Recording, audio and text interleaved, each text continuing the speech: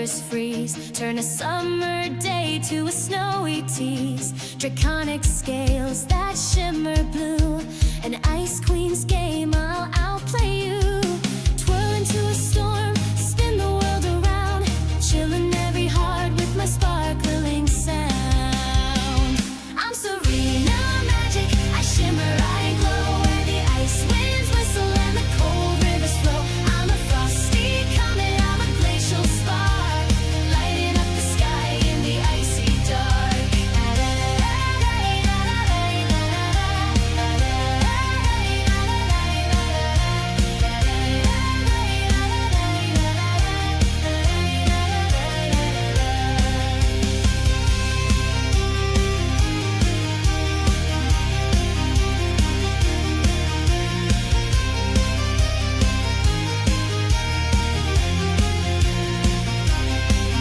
I'm Serena Magic, I shimmer, I glow, where the ice winds whistle and the cold rivers flow. I'm a frosty comet, I'm a glacial spark, lighting up the sky in the icy dark.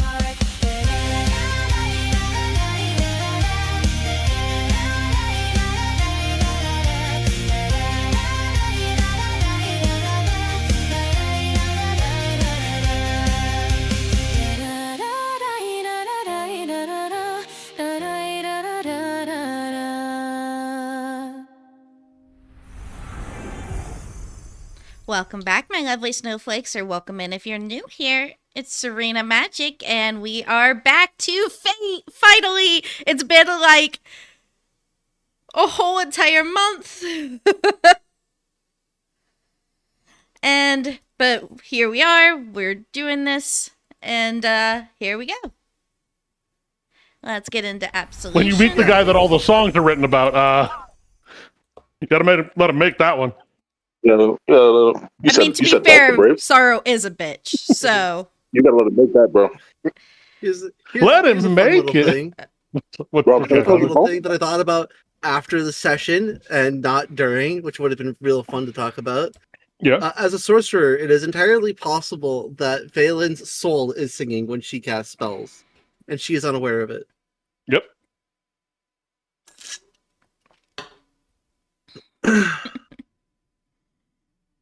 Which is a fun thing that she definitely could have speculated, but didn't, because I didn't think about it. You've thought about it now, though, so... I have thought about it now. I'm pretty sure the conversation is more or less over at this point. We were kind of in the middle of the conversation whenever the last session ended. Yeah. She'll just muse about it later. Okay. Good. Because, yeah, basically, when we ended the session last time, Morrow was like, if you guys want to have the conversation, there's more that he can reveal to you. If not, he won't.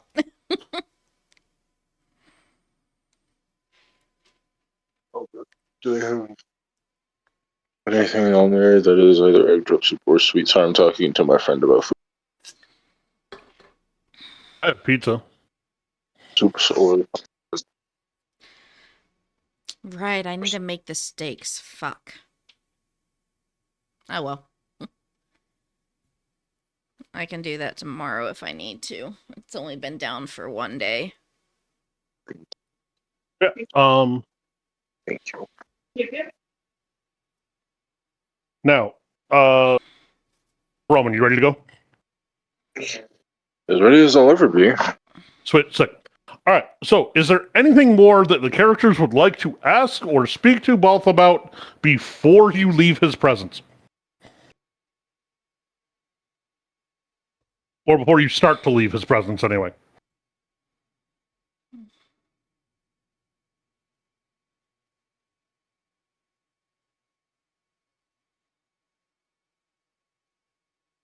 Yeah.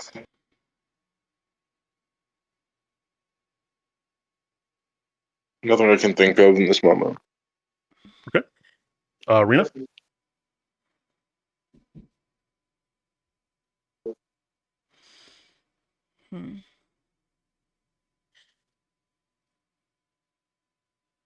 Rena is pondering.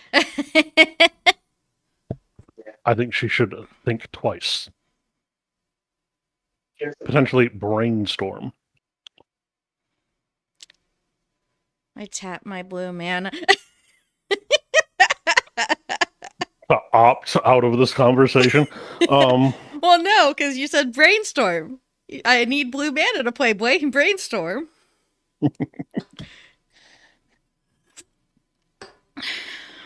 I'm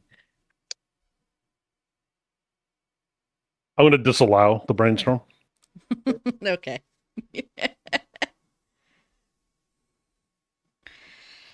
I can't think of anything in particular. I just.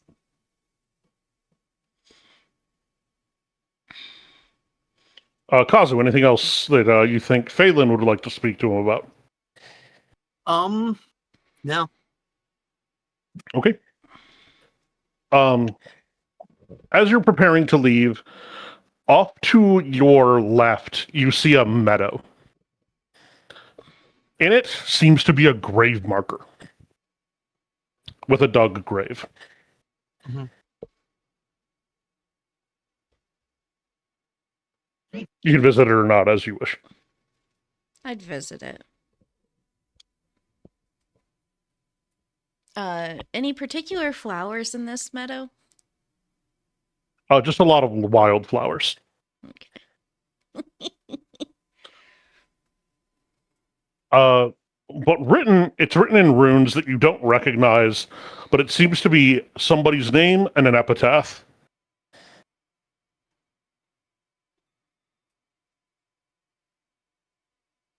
Do you want to study it for a second to see if you can make out the runes?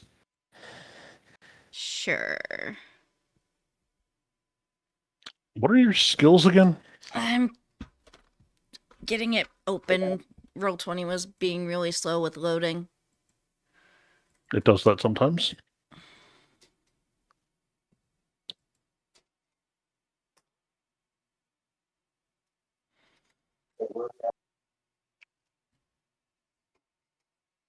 Um,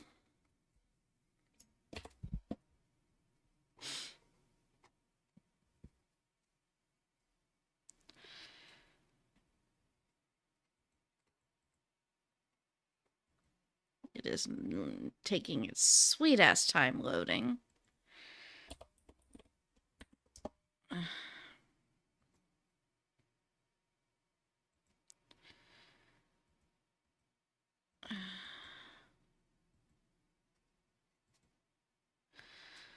Oh, frick. And I don't remember what my sign-in was for Mythweavers either. Okay, there we go. It's loaded now.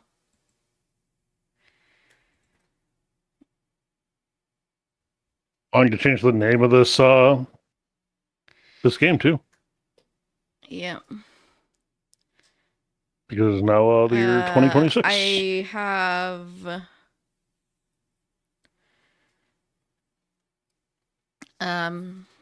my notice, investigate is good. I have Yeah, we'll give it an investigate. okay.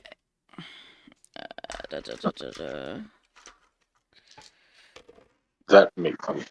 Let's see.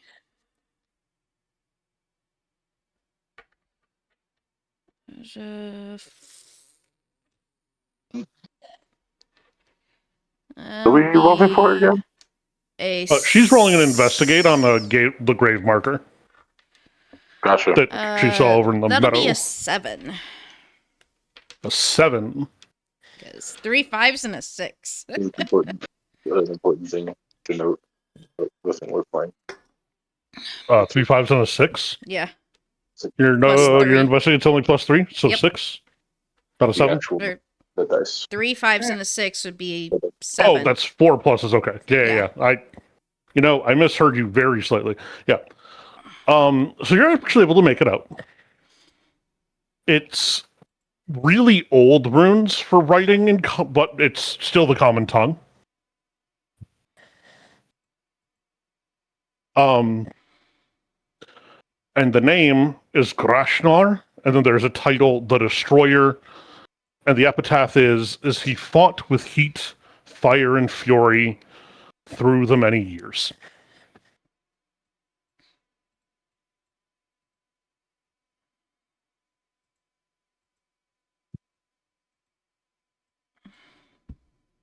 I'm sorry, could you repeat that real quick? Kragnor, the Destroyer, he fought with heat, fire, and fury through the many years.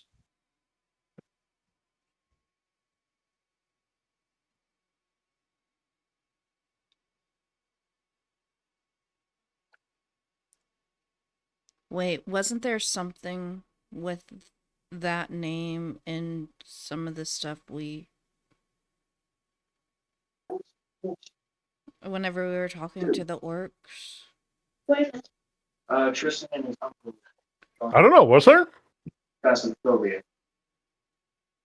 Yeah. I can't find it on my PlayStation. It's fine.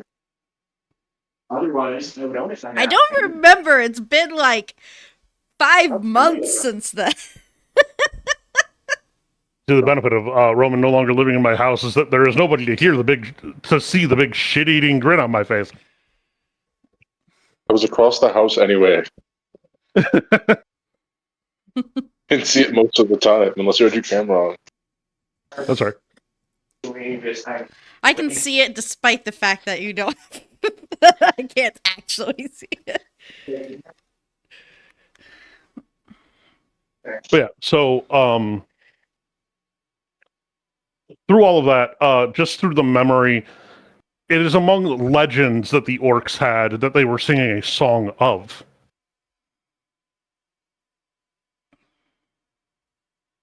Oh, Including within the old prophecy. Essentially, that there will be a rebirth of this champion. oh, Oh no. oh no! Balda's watching you guys, by the way, as you're looking at the grave. It's like, there was a song about him, and the orcs were singing it. Walt didn't come over with you guys. He's still standing kind of like in front of the temple, but he's very carefully kind of watching all of you.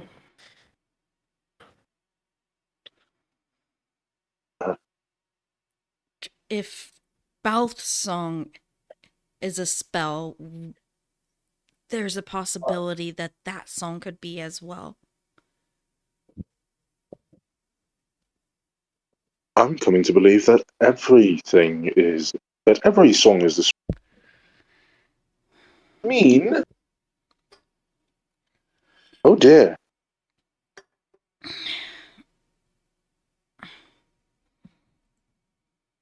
Question. Both. I have a question. You'd have to walk back to the temple. He didn't Yeah. come with you. Oh yeah, he didn't come with us. Oh, I'll walk back. Hold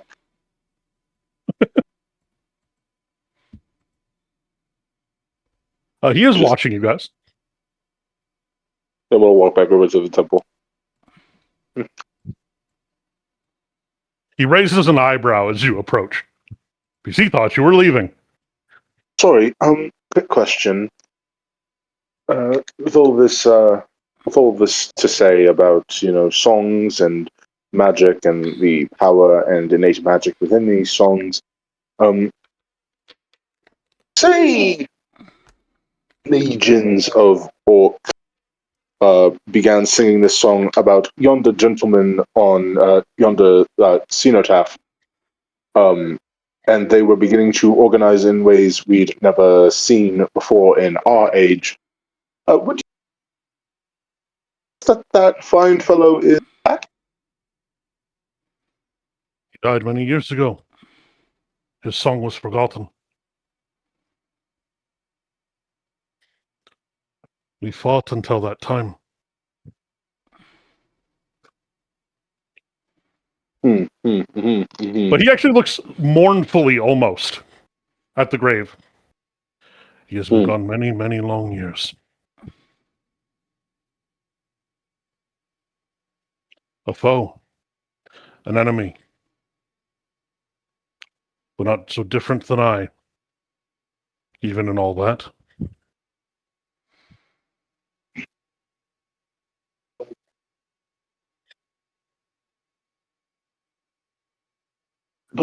Say we'd heard song about him personally.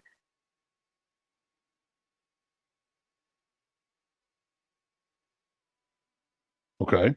You've heard a song about him, which means Um, it must have resurfaced. Or it's a new mhm. song. Be a new song. And say the song being sung is about a prophecy that he would return.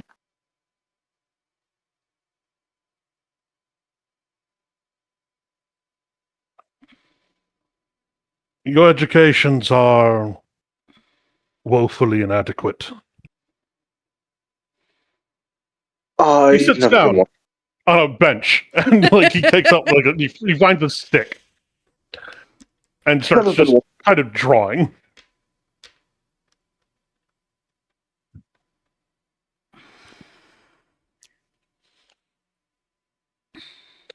It starts with a circle, and he draws a circle next to it. Mhm. They slightly overlap.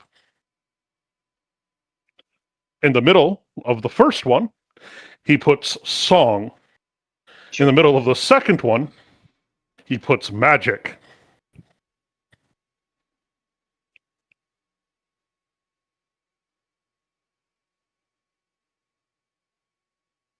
Aha. Now, not every song is imbued with magic. Not all magic is imbued in song. Though, if you wish to count yourself a mage of any repute, at least in my age, your magic did use song. For it is a powerful thing, as you no doubt have noticed. Because even without a pull from the weave, it can have a magical effect. It is where they. Oh, But but I wonder why it left. Weird. Whatever. it is where these intersect that both are most powerful. Now, the likelihood that your new song will bring him back is not. He was forgotten.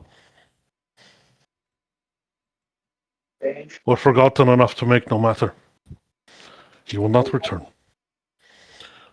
He is, very thankfully, at rest. However, someone may have rekindled the legend and song and be using it for their own ends. Be using it to wash themselves in the same protection he and I had.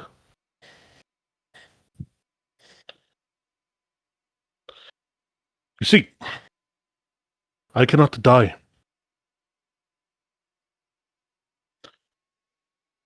unless I am slain by one of my own bloodline. To my knowledge, I had no children. I had some cousins, but I do not know if those lines have continued or if they have ended. I would likely, because of the magic imbuement, recognize my own kin, but I cannot know for sure. Serenity did not explain how it would work, how I would identify those who would come to slay and replace me as guardian. But I do know this. One of you shares a piece of my bloodline. And he looks at absolution. But you would stand no chance against me. He says that with a lot of sorrow. I It makes him sad. No. If this is because I simply have better control of song and spell and martial might, I do not know. But as things stand, girl, it would not be close. I And I am sorry to tell you this. No.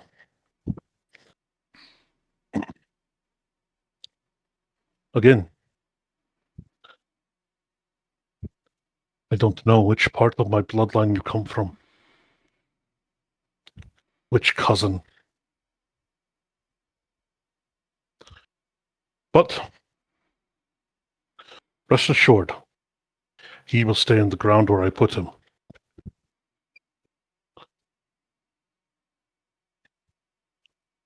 As for this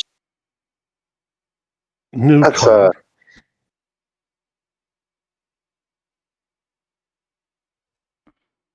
that is what? Oh, right. Sorry. It's just relieved to know that the likelihood that we are fighting a great warrior of Eld, reincarnated into the modern age, actually provides some level of what's the word? Relief. Hope so.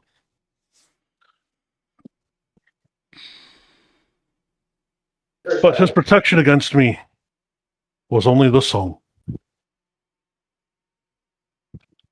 He could not match me blade to blade. But he lived and regenerated as long as it was sung. So there would be many months where we were not fighting. Because he simply could not move.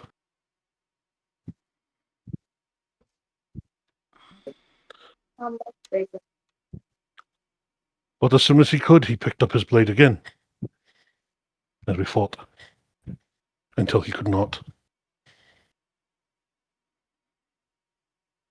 And then one day, he did not rise. And I mourned. The closest thing to a friend I had left. Hmm. I have no count of the years from when that happened. But it was very long ago.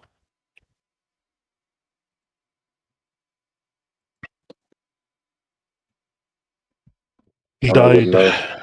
here. And he points to a particular tally mark on the temple walls. There are uncountable more past it.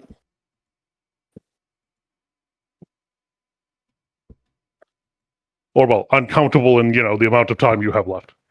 Well, that you want to be here for. Yeah. It's a lot of tallies. Cool. Yeah.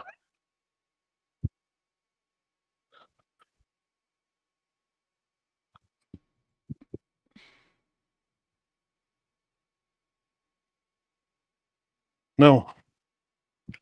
The one you work for, who claims to be a daughter of serenity.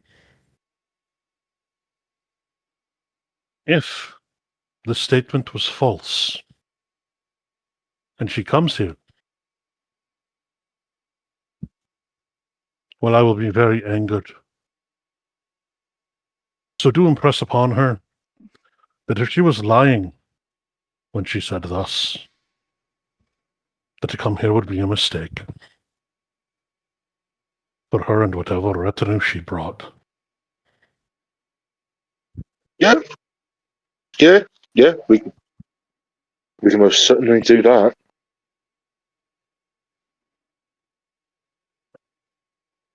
Though, please, Even if she did lie, give her warm regard. These are the first faces I've seen since the death of my friend.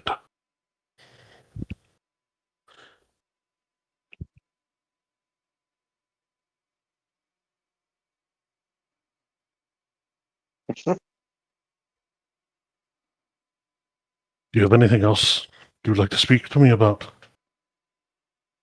Or should I return to standing sentry over a temple no one can find? Uh,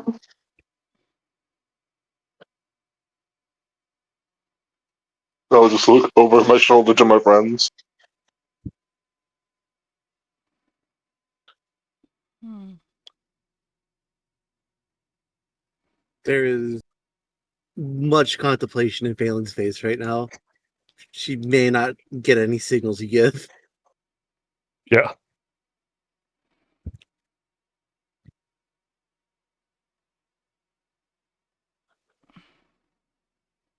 If there is no more you would say to me, I do await your return. Each of you is invited back, with or without the others. You make for a wonderful conversation.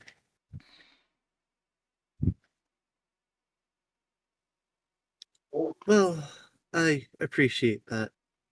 I may yet take you up on that on my own time.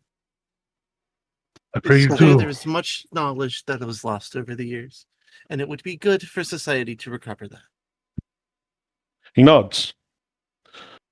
I look forward to seeing you again, Miss Phelan. You are a kind and authentic soul. That I appreciate. You are saying, Miss Absolution, you say? Yeah. She'll reach into her satchel where she keeps a lot of her herbs and stuff, and she'll pull out a zinnia and she'll hand it over to Belle. For your friend, it is a flower representing the thoughts of absent friends.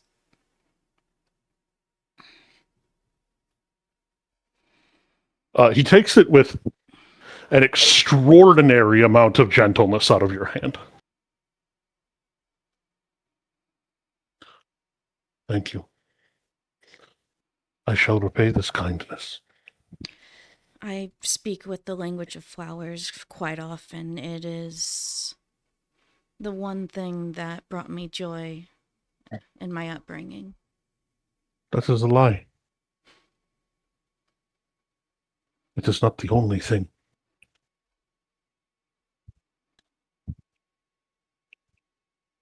But perhaps you do not know that. And he just walks towards the grave.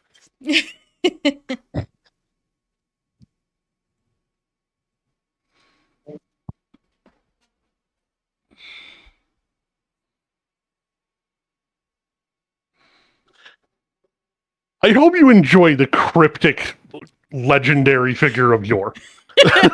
Yes. Yeah.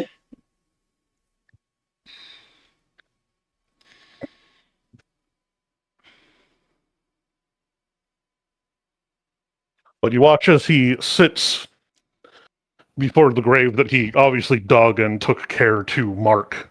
Yes. And he sits there twirling the flower in his hand for a time, speaking in a low tone in a language you semi-recognize as Orcish, but a much older form, before he places the flower there. But he continues to sit there for a time, still speaking. Mhm.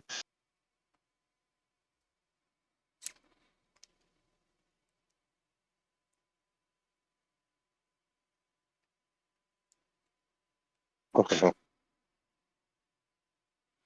This is the cue for if you are Yeah. waiting for him to get up and walk back over, you will be waiting for a while. No, I think it's time. I do I think it's time to believe go. it's time for us It's time. to get Let's back get the to fuck our out of here. mistress. Yeah, we've got a lot to. We've got a lot to look over.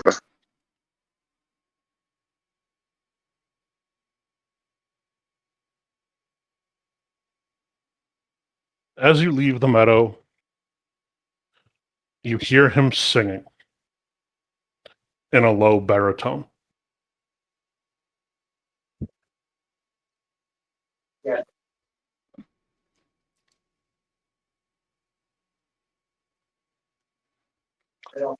As you exit back to the square where you came from, it is almost a shock to walk from the meadowed plain you were in back into the unrelenting desert and the plaza where you put on your performance. Oh, The my big whispers, size though. didn't come through. Say again? The big side didn't come through, but the step outside just.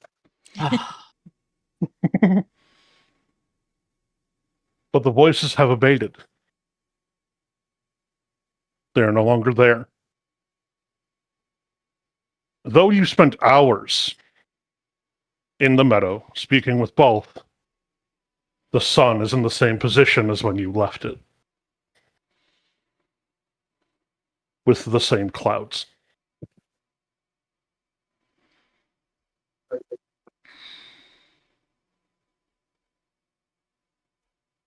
Well, now I wonder if it is a timeless place down there that allows him to live forever.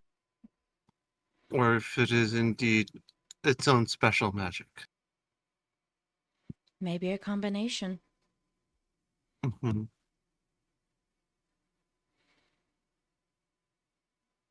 He has given me much to think about, though.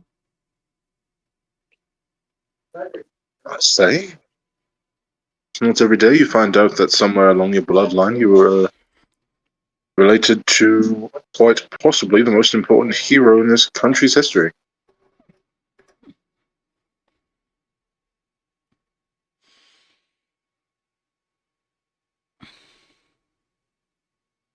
Imagine that'd be a gut punch to anybody.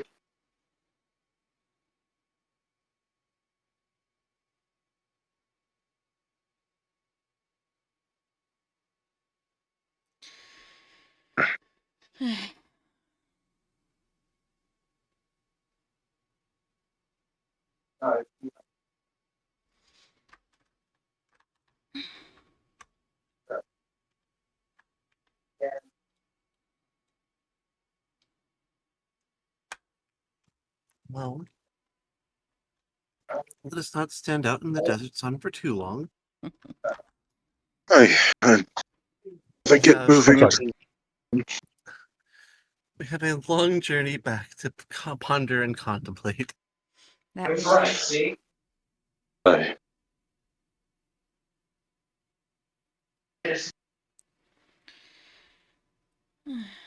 We've got time. At the very least.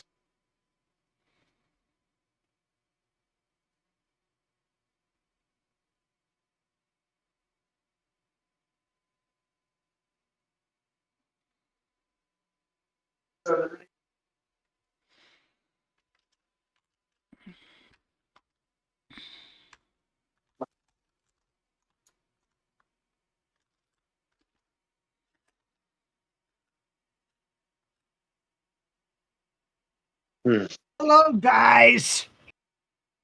My people I know that are friends of Chris's saying hey and hope you had a nice new year. Yep, I hope you did too. I I hope you did. did too. Okay. Don't know why you talk. Yep. Mhm. I warned my grandma not to say names because stream. Fair. Well, specifically for Kazu, but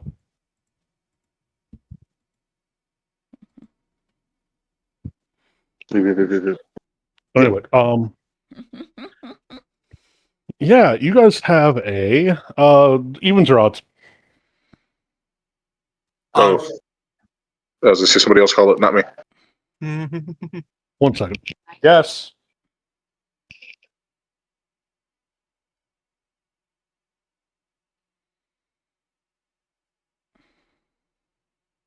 Anyway, what was the call? Evens or Odds. odds? Odds. All right. So,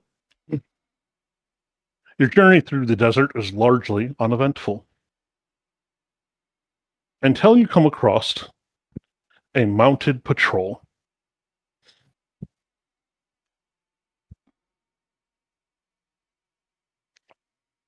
They start racing toward you, kicking up dust. They fan out around you, and when the lead rider pulls up, his helm is not is pulled up, visor pulled up. He looks at the three of you and says, "Ah, never mind, lads. We know them." Ah, God, just being a little bitch face, fucking refilling her water skin with the decanter while they're like riding up to her. Like, this. All right, that's fine. Yeah. Give her water in here. You on Hope. Just- Hope reigns authority.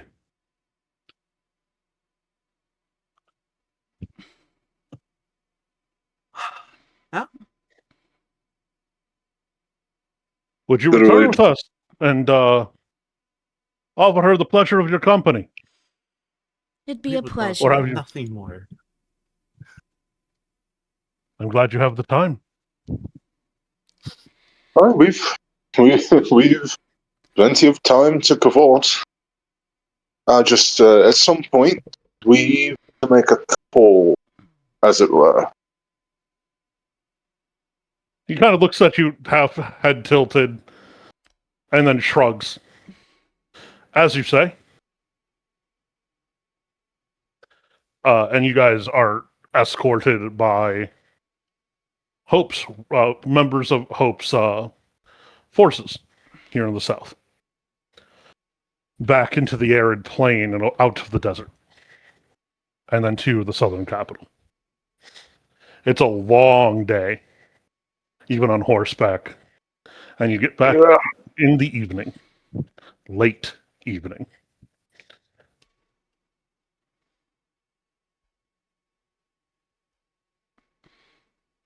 The gate guards exchange a call and response from the returning patrol before they open the gate to allow you entrance.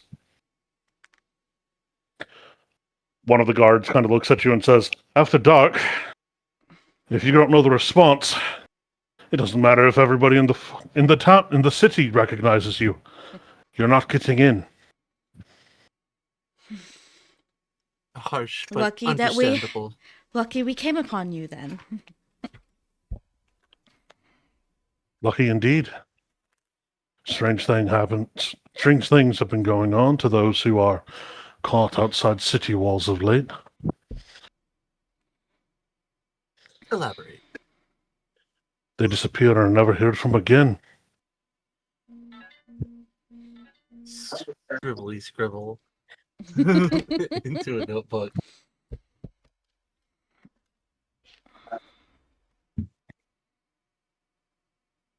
You brought him to the palace. You're allowed to give your oh sorry, Kazu, what was that? That's out of character, Lee. I've been in so many D&D games, I can't remember if this is supposed to be something familiar or a trope that I've encountered in multiple games. I think there was something in this campaign, but I can't remember. Not here. Okay, good. Not It in was this just a area. trope from other games I've played. Great. Yeah. But as you make your way into the palace, you are led into the courtyard. Your horses are left with the stable master. And you are taken directly to Hope's private chambers. When they knock on her solar door, she shouts back out there, "If this isn't the most important thing you've brought to me in your lifetime, you had better hope." And she opens the door, sees the three of you, and just says, "Friends," and just hugs you all at the same time. I wouldn't say we're the most important, but We make top I'd 5. like to count well, speak for yourself. I'd like to count myself among very important things. He kisses you all on the cheek, one at a time. Come in. I was just having a, late drink and some food. Join me. It wasn't a question. I wasn't declining. I was more stating that just for the... She wasn't asking you. Again, There we go. I wasn't declining anyway. We did How come we promise got more- to spend some time once we were done with what we had to do. Have the cook send up some more food from our friends. They've had a long, weary day. And get something for yourselves. And then she looks them all up and down. And maybe a bath. You've been out into the sand for a while. That we have. Oh, she didn't say that to you. She said that to the guys who brought you in. No. The big internally, but you can see it in the eyes, just very long, longer than one might imagine. You could see it in her eyes.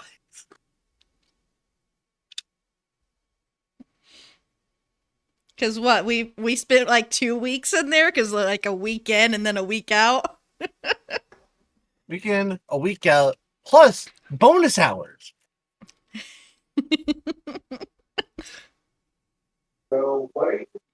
Let's call it 4 extra hours that simply don't exist on everybody else's calendar.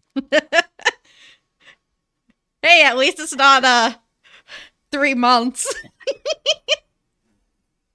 More to the point, outside of all of these like very serious stuff she's scribbling about, like, the nature of my magic needs to be understood because I fear that it'll have dire implications for the nation. Also, something about music. So as I all saying, also Legendary Heroes Alive. Big quotes on that. All these other like really really important things. Just like a tiny little side note. Like, will I die 4 hours earlier than expected? We did spend some time in a timeless area. Am I 4 hours older or not? And other existential questions with Phelan. And other questions that don't matter but are fun to ponder.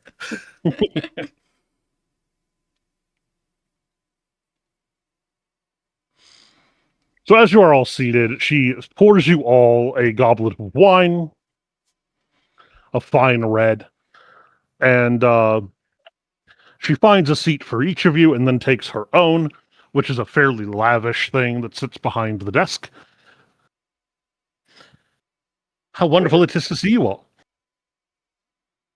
Oh, honey, you have no idea how good it is to have a friendly face in these times.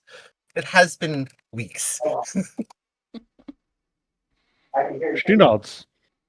And she says, "Don't worry, I don't know all of my cousin's plans, but I know enough." Well, as you know, we are under her employ, and so it is to her that we report, but I do have much to share regardless. She smiles and says, "I would refrain from sharing with me first. She might get very cross with both of us." Oh, nothing about what we discovered. Well, indirectly about what we discovered. She You're right, I smiles. should tell her first. She just smiles and says, "Yes, that's probably for the best."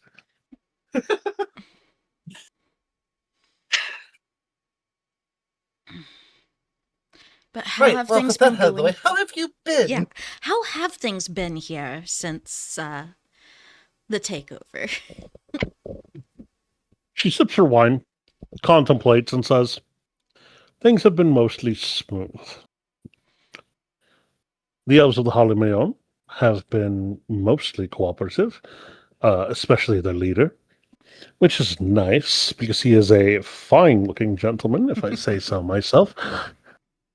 Maybe I can court him.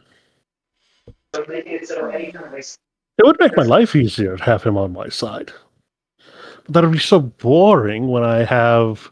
And she looks at Sparrow conspiratorially and just winks and says, "Other options."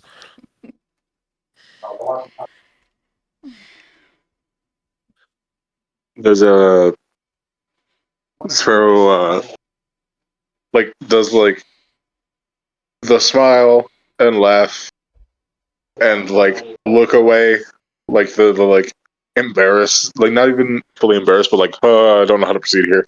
Would polyamory be prevalent in this country or no? Well, given blatant sexism happens, it's okay for men to do it. Fair.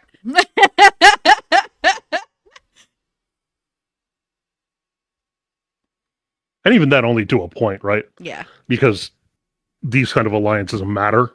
Yeah. So you can only engage in so much of that before you start souring alliances. Yeah.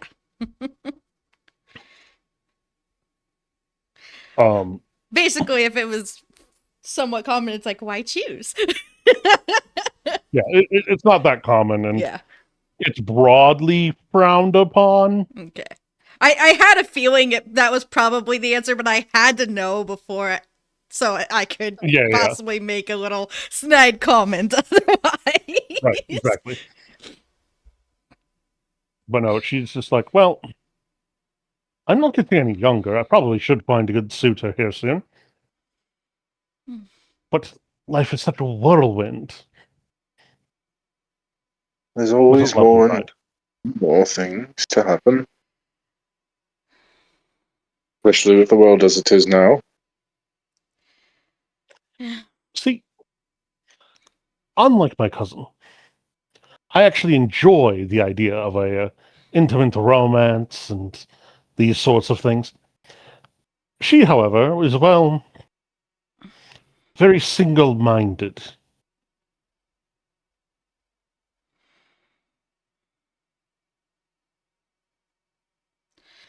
I guess I've never really given it much thought myself. I've had my reasons. I've had my reasons to avoid the topic recently.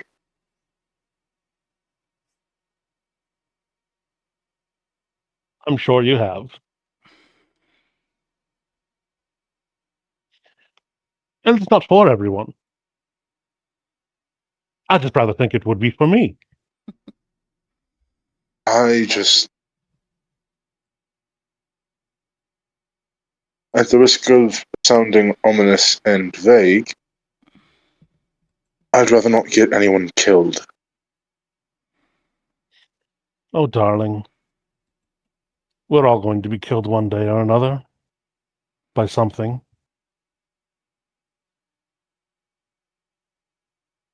True. And I'd risk it True. coming earlier for something as pretty as you.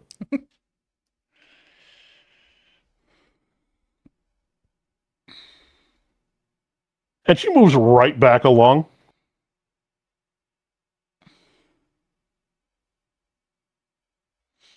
Yeah.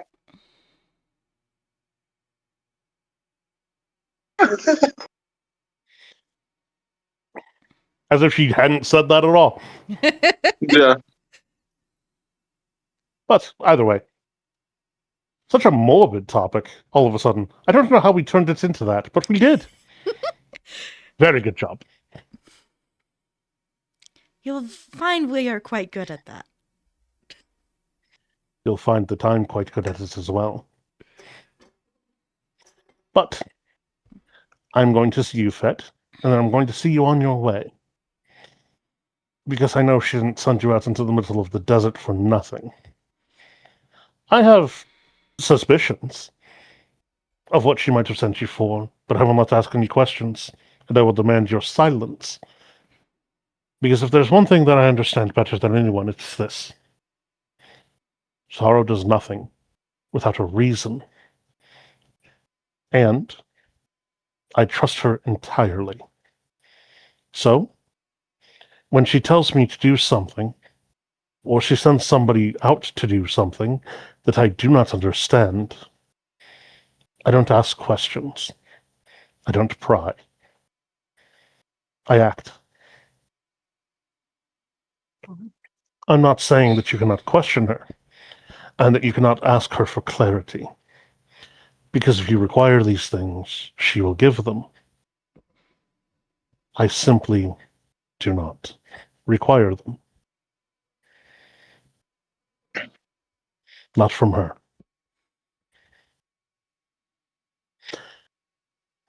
A door opens not too long after she finishes that sentence, and a just absolutely gluttonous amount of food was brought up for the three of you.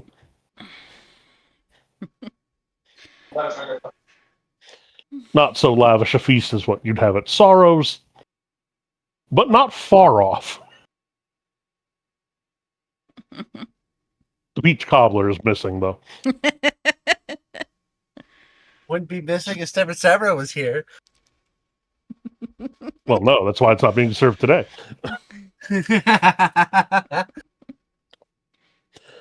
But the food is out. She thanks the servant for bringing it to you and says, "That'll be all for the night. Thank you very much." The servant bows and then exits back out the door.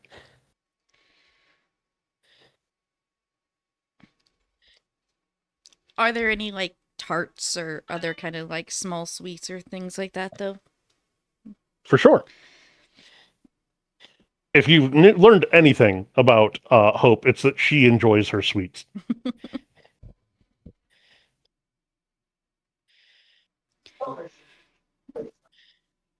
Cole's literally on Discord. He's literally on a call, so it can't be him.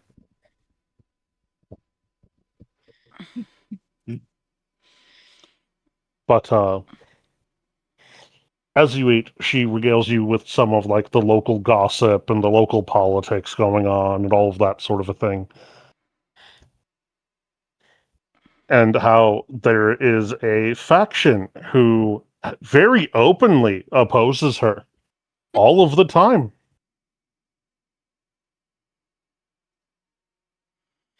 And that's where anybody with, more secret descents goes to plot and scheme.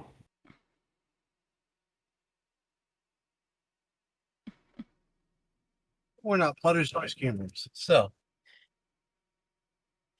My dear, you would not work for my cousin if you weren't. She smiles. Ha! Have I so easily found out? We are planners.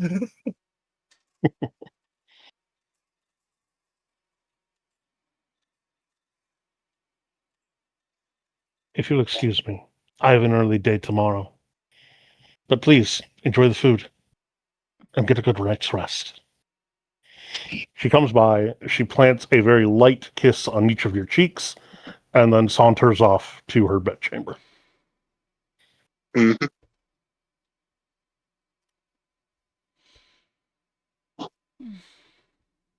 Reminder, her and Sorrow look almost identical. Yeah, it's weird every time she does it. But I'm guessing we are allowed to eat and then shown to rooms with baths. Yeah.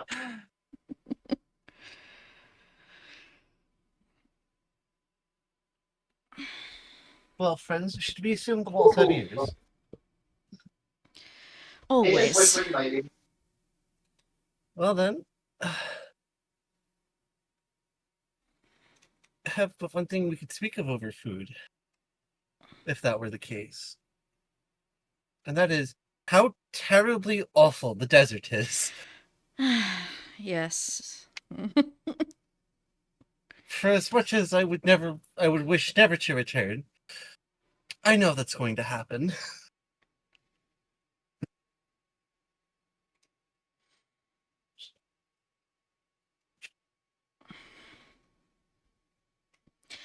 Yes, I do look forward to my bath tonight. I will say that.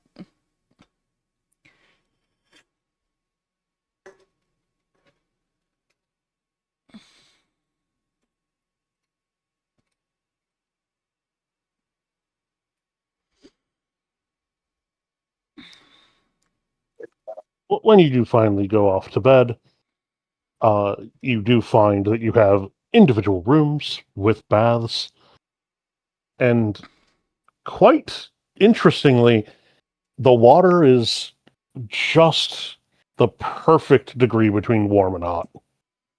Hmm. Or exactly just hot, if that's what you prefer. Scorch off my Arch skin. dragon.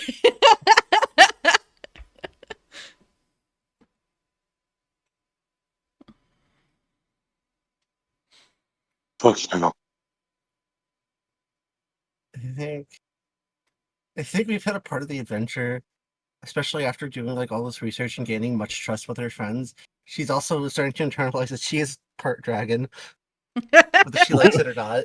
She has at least accepted it.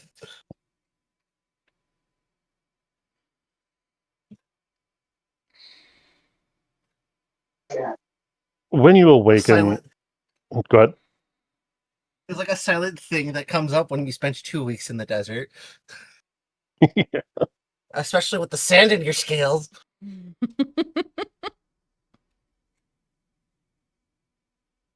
After you're clean and then head off to sleep for the night. When you awake in the morning, you notice nobody came to retrieve you for breakfast or anything like that. They just That's fine. simply allowed you to sleep.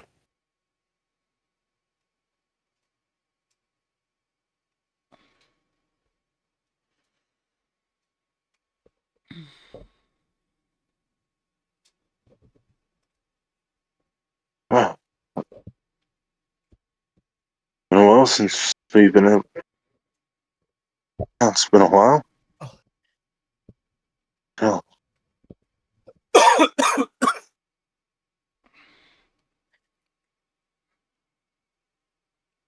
Hmm. Hello. Head Just out. as, just as No the problem. three of you manage to gather in the hallway, you hear a sound in your ears.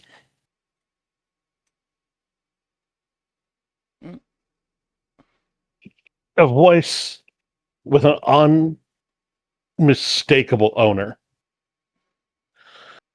So I hear the three of you have made it out of the desert. We Good. have Mr. Sorrow. Good morning. You- Yes, I suppose we have, given the nice beds we Oh. slept in last night.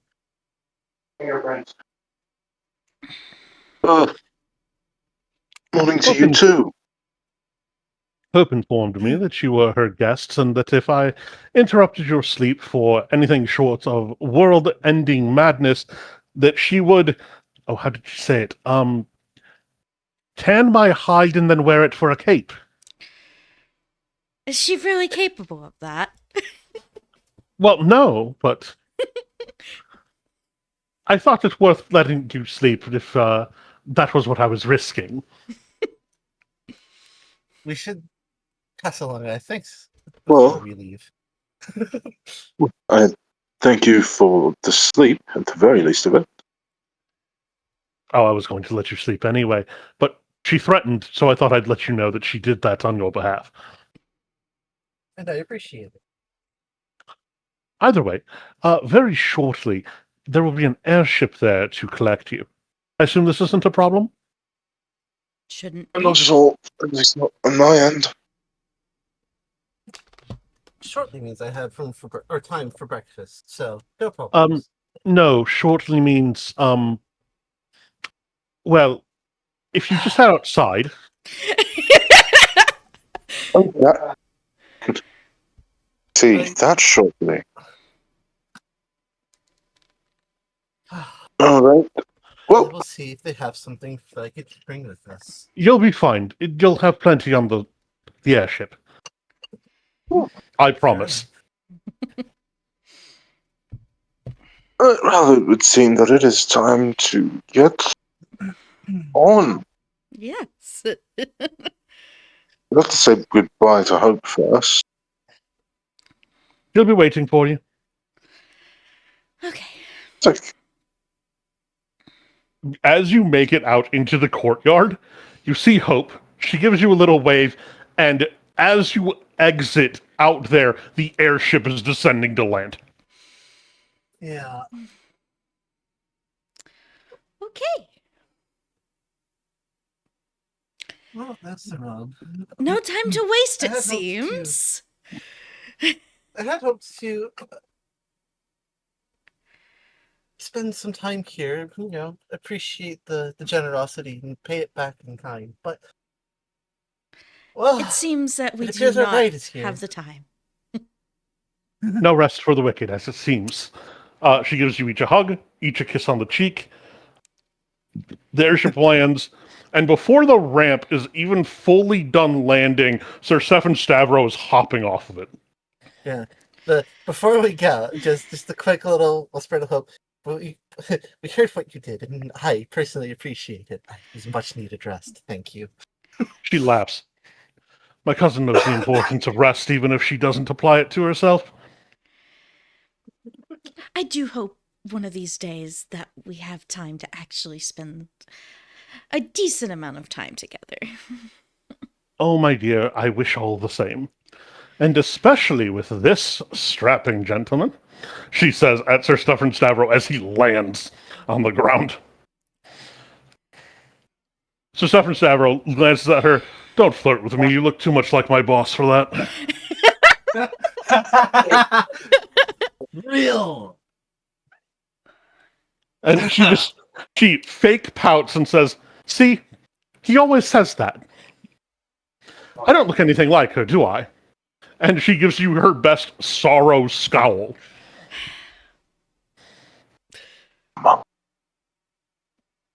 Perhaps you're right. I don't feel properly judged right now.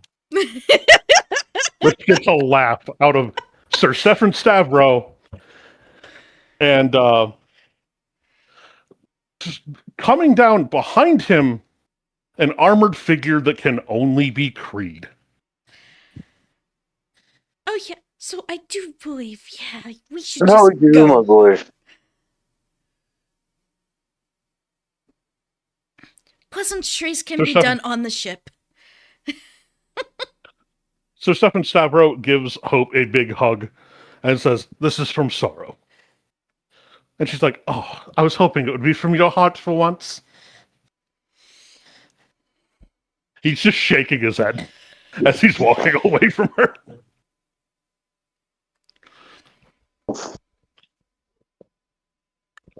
Much to do and far to go, my friends, as he walks back onto the ramp and holding a hand out to each of you to help pull you back onto it. Oh, yeah, let's get going. The horses are packed into the compartment that is for them. And as you've all loaded in, the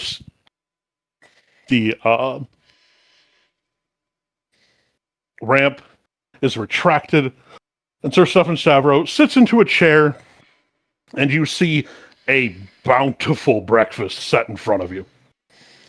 It even includes some peach cobbler that Sir Stefan Stavro hasn't touched until you got there, which is its own miracle. All right, where's the decoy cobbler?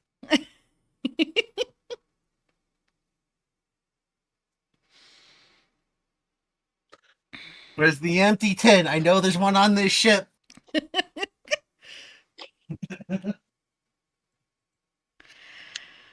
He just smiles and says, no, it doesn't feel right for me to eat until all my party is assembled. That being said, with you and Creed both here, I'm guessing that things have not gotten any better. As you guys are flying into the air, he just shakes his head. No.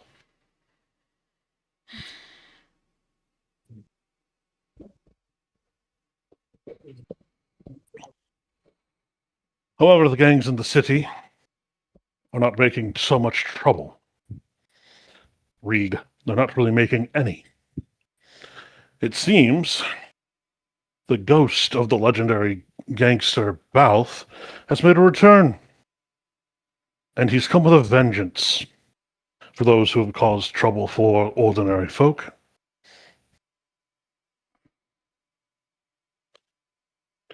The city sheriff is aghast that he cannot find him.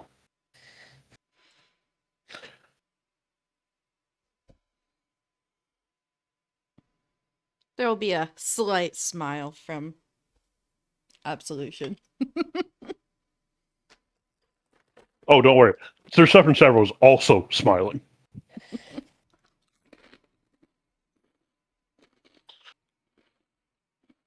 Sorry, friends, I have to take a break now. I gotta go make food.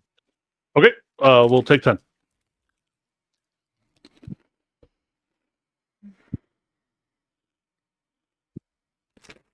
Hey, Roman, That's me. what are you thinking about what's happening in the story right now? What do you think is about to happen? I'm very worried because it seems like we're getting to a point where we're gonna have to sit down and everybody's gonna be like, so shit's fucked.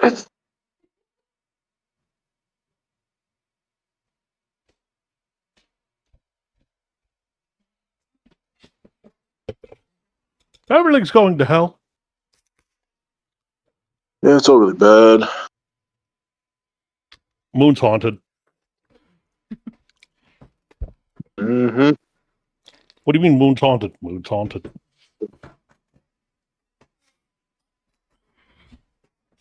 Reno, what are your thoughts? Fuck.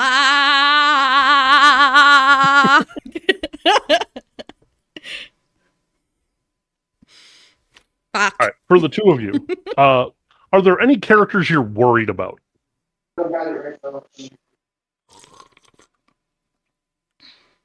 What do you mean? Are there any characters you're worried about, like something bad happening to them in the I near ain't future? giving you this.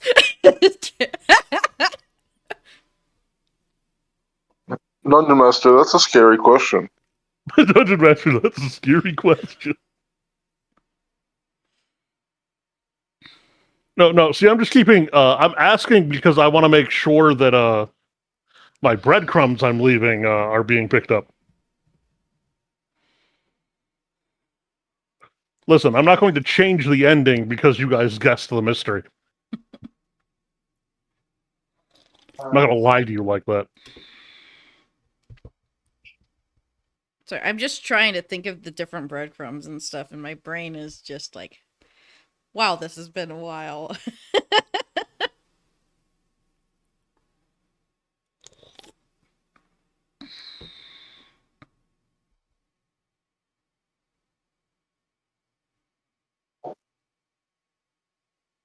I also love a good death flag.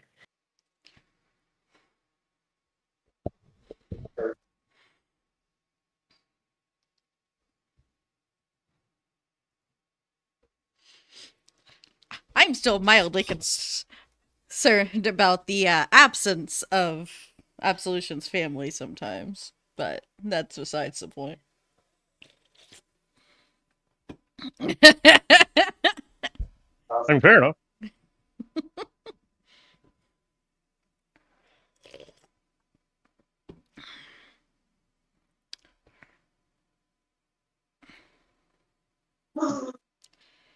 Because, assassins are the scariest when you can't see them.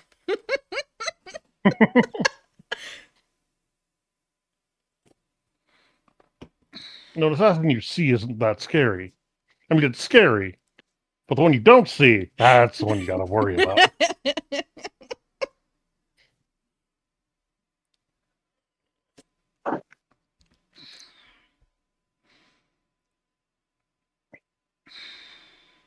But Rome, do you have an answer for that question?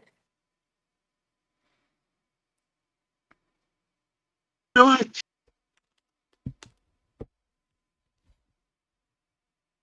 No?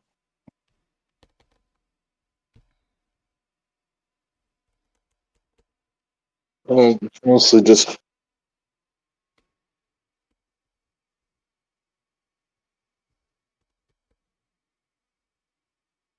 brain empty.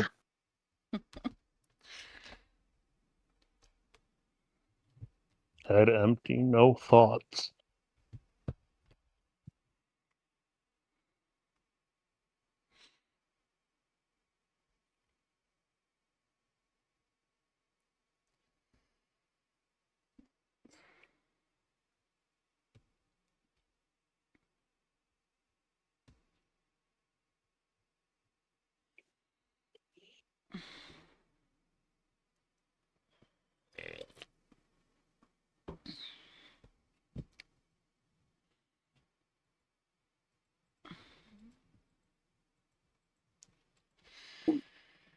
Okay.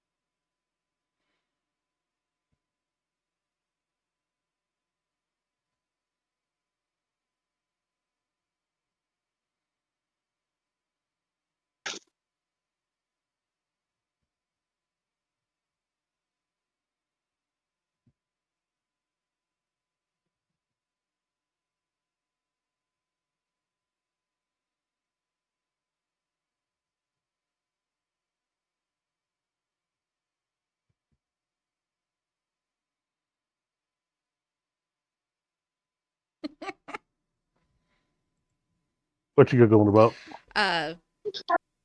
My brother's character in the play-by-post. Sadly, I've got a big head and poor eyes. I won't recognize my limitations until they stare me in the face.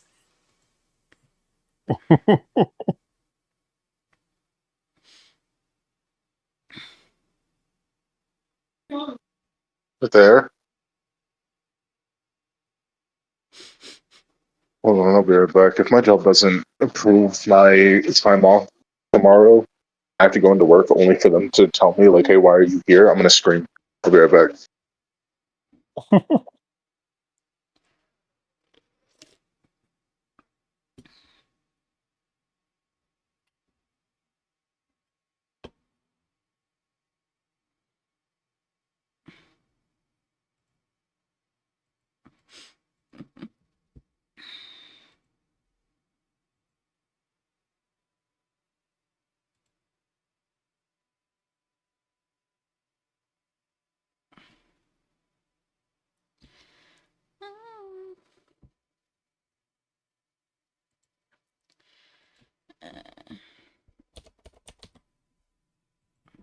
Let us listen to...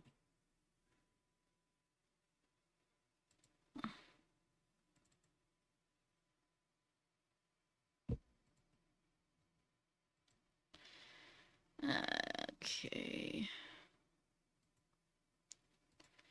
In the meantime,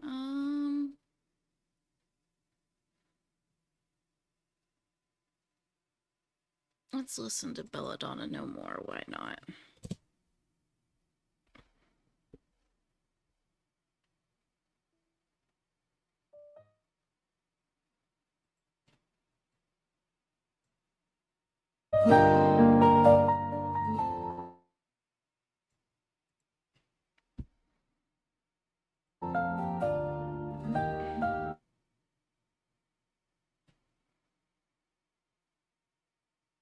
Oh, there we go. Oh, come on. I love when the bot doesn't want to do things correctly. You do.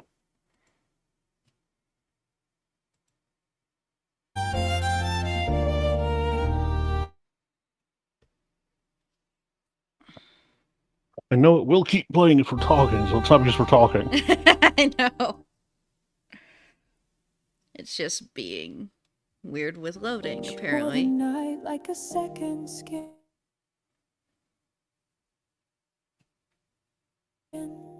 Belladonna with a Dang it. It's like I'm trying to get some stuff in here while we devilish grin. wait.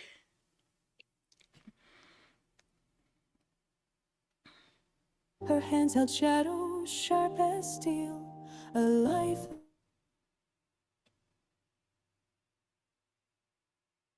of silence, a deadly deal.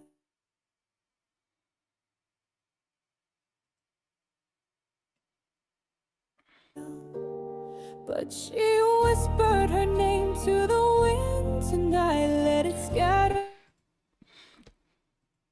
Come on. God dang Away, it. out of mind, out of sight.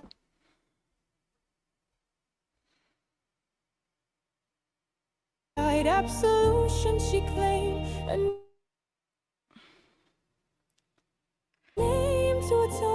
a soul once borrowed now.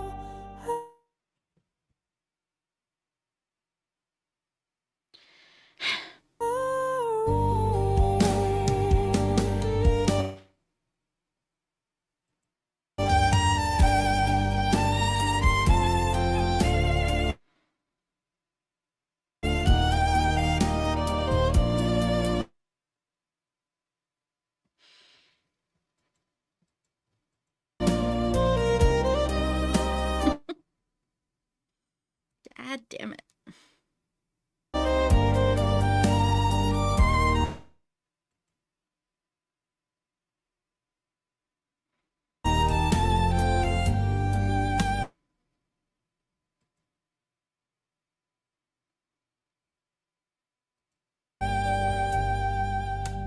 Footsteps echo on a hollow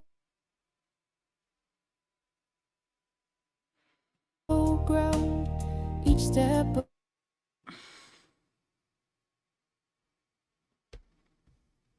a vow, no turning around.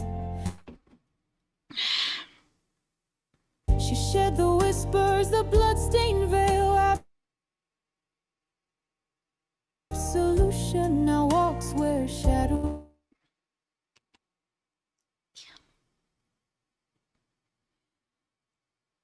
pale.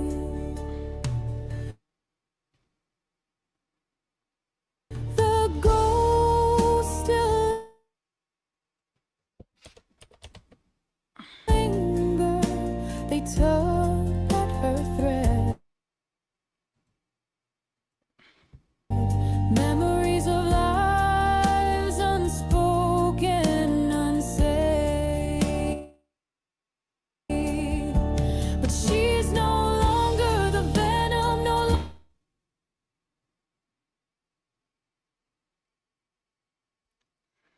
longer the knife. She's searching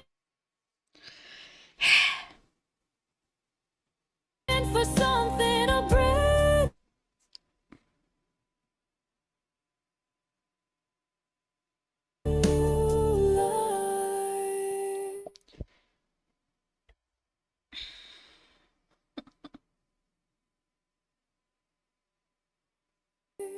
She whispered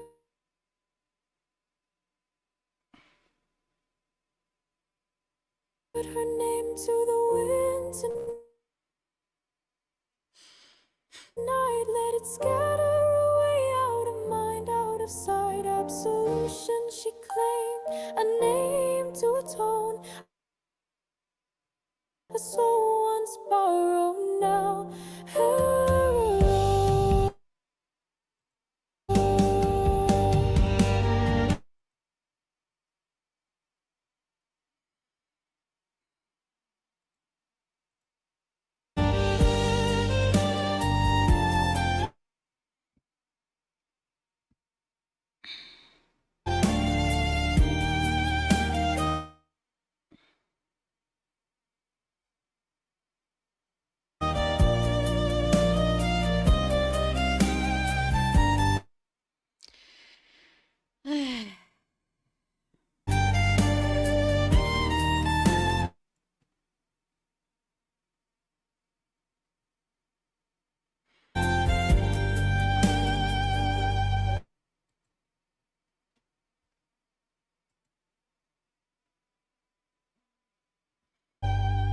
The stars don't judge, they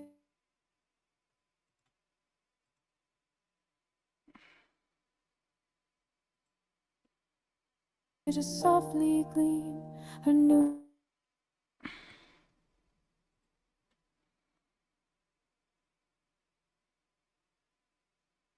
name burns in a midnight.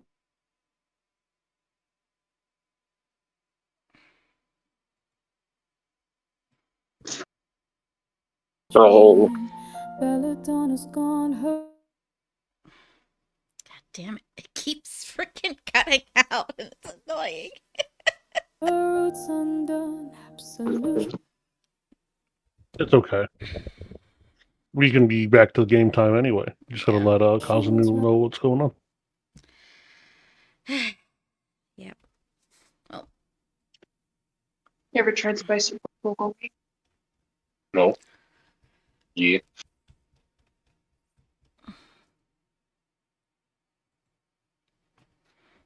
That tastes amazing. Want some? Yeah.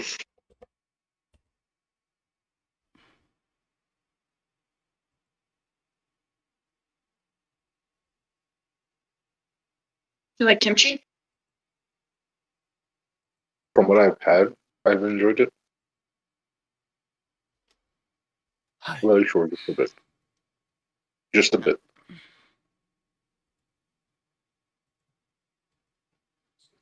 Okay. Are we all back here? Does Kazu back? Did Kazu return? Yeah. Yeah. I might be intermittent while I make sure nothing catches fire, but I'm here enough. Well, it's okay. I don't have favorite players. Roman. Kazu, it's you. And by a lot. Truly one of my favorite jokes. It's a great joke. But in this, it's like I love all three of you a lot, and you guys are great D&D players, and you guys brought me great characters. I'd never be able to pick a favorite anyway.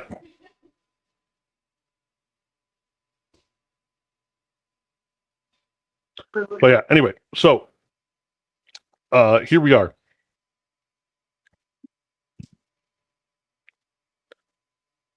You're kind of on the plane ride. You guys get some good food into you. The airship is just speeding over everything.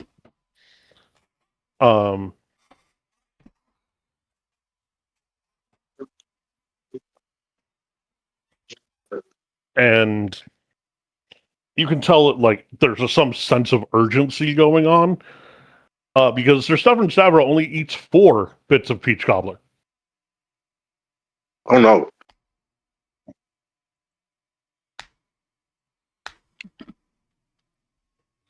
Chat, we are cooked.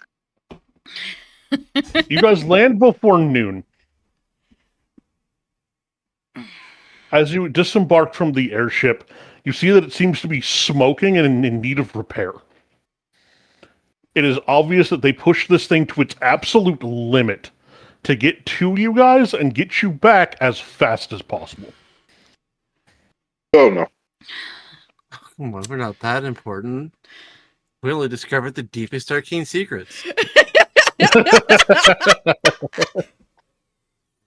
We're not that important. We just discovered the deepest arcane secrets. Yep, that's a quote. That's going in the book. Sir Stefan Stavro is off the ramp before it is finished deploying. OSHA does not approve of this behavior. Yeah, we're moving. It's a good thing OSHA does not exist yet. Yeah, that implies a very important tragedy in Stavros' near future. Or somebody else's, yeah.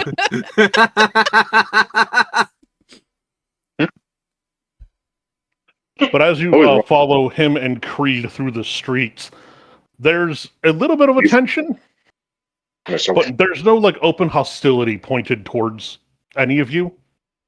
But things seem a little tense.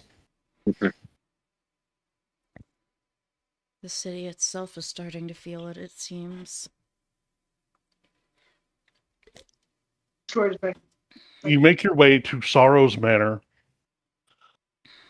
and brought into the mudroom where your slippers are waiting for you after you remove your boots. Yep.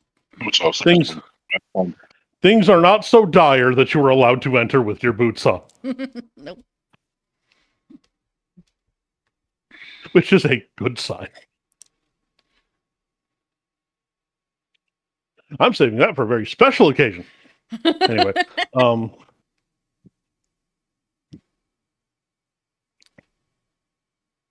Stefan Stavros and Creed escort you to Sorrow's audience chamber within her house. This is her office. You've been here before. And you can all tell by looking at her, it does not look like she has slept since you last saw her. 3 weeks ago.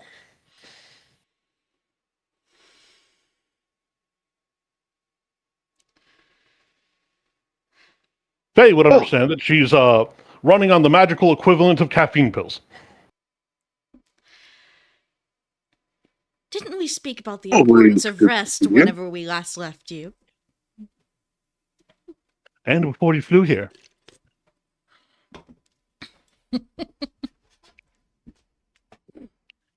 Take your seats, please. Absolutely. Andreas is still sat in that cove, waiting to intercept more ships. He has scouts that are farther down the coast that tell him they should be making landfall there any time. And from the communications I continue to intercept, there will be more. And more. And eventually they find out that that landing is not a good one, and they will continue farther down the coast. Fortunately, they didn't have a map of our coast. They don't know where the next good cove is. I do, and I have stationed people there as well. But I have other problems. In specific, the chance that marauding bands might be able to make it through the desert. And more than that, if they can get a marauding band through, and they have the supplies, they could bring an army through.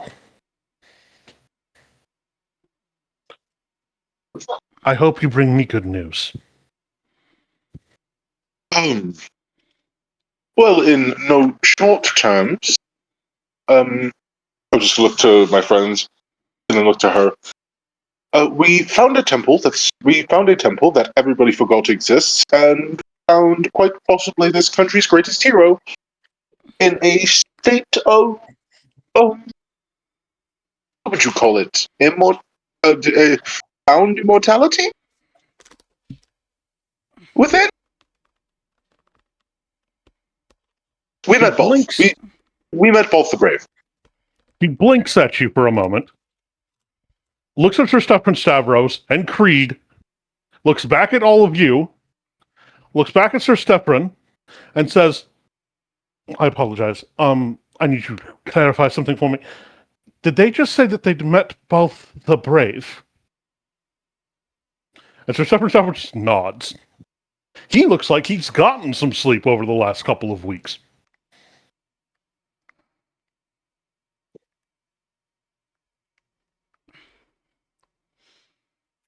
She takes a deep breath. Okay.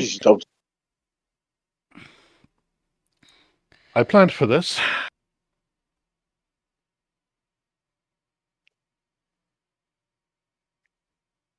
She looks directly at Absolution. Bring me my man in the city. Please. She'll just nod and head off. Tell him to stop at home. He has, well, something he needs to bring with him. After you make contact with him, return here immediately. He'll find his way. Ma'am. Thank you. Phelan, my dear. Yes. I need you to go into the library. Work with the librarian. And give her... And she writes a note in Elven, so you can obviously read it. I could definitely read that one. Yeah, she's not hiding what she's writing either. But it is her written instructions and signature to have you bring to the to her office every book written by a particular ancient author. Hands it over to you and says, this may take you some time to complete, but expediently, if you could. Yes, ma'am. Thank you, my dear. Off she fucks. Absolution. Not Absolution. Sparrow, the last person in the room, I need you to do me a favor. Mm-hmm. Where are your instruments? In the bag, except for this one, like, my loot strapped across my back. Play me something. Do.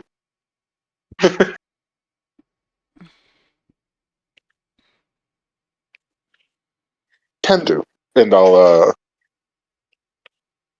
begin to strum and play the first thing that comes to mind. She looks at Sir Stefan Stavros and says, Dragon, protocol, please. He looks stiff for a second, salutes, and grabs Creed and walks out of the room. If the first thing that he thinks to play, by the way, is Balth the Brave, she's going to smile. Yeah, no, I almost guarantee it is actually the first thing he thinks to play. absolutely. That'll be No violin accompaniment this time. that's a 10 to that performance roll, by the way. Excellent. So she's still kind of swaying with it, but she's still like writing out different documents. But you can tell her just giving people orders and writing out contingency orders as well. And some of them, you're fairly certain, are false orders. Yep.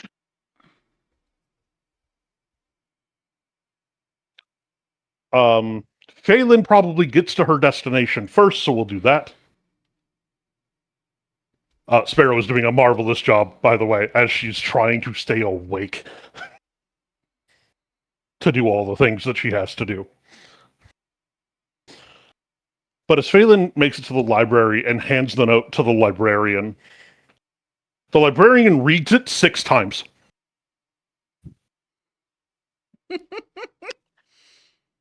Before she just takes a deep breath and says, okay.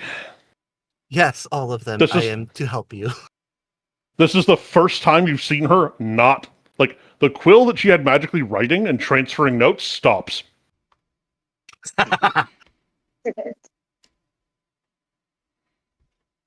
Okay. You take that half of the library. I'll take this half. When you can't carry any more, bring them here. And once we've collected them all, well, we're mages. And she just walks off.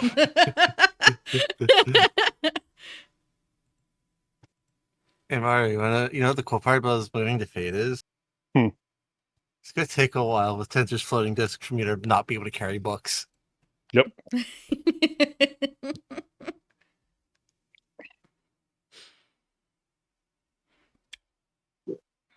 But yeah, you find out that there's lots of them.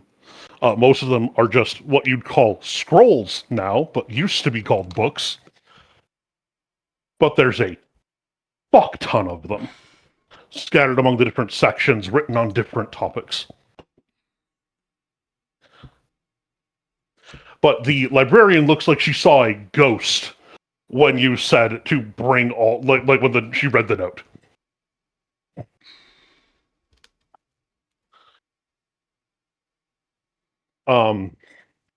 Meanwhile, absolution. Yep. You get into the safe house, and he's not to be found. So you just wait. It takes about an hour, but he comes in. When he sees a person there, the sword points directly, and then he recognizes the person, and he sheathes the sword. Back already? Yes, quite. We were rushed back. And you have been requested back home as well. Anything else? That's all. And she just slinks out the door immediately. Well, no, you were not requested back home. Yeah. He was requested back to Sorrows and told to make a stop back at home. Yeah, and make a stop back at his old home. Gotcha. Yeah. And to make a stop at home for was it just said an item or like She was vague, yes. Yeah. She said an item. stop back home for an item and report back to Sorrow? He goes pale, swallows, and says, I'll be there. You best go. Mm-hmm. She'll be expecting you. She will. Okay. It's happened. That's the last thing you hear before you leave. Yep.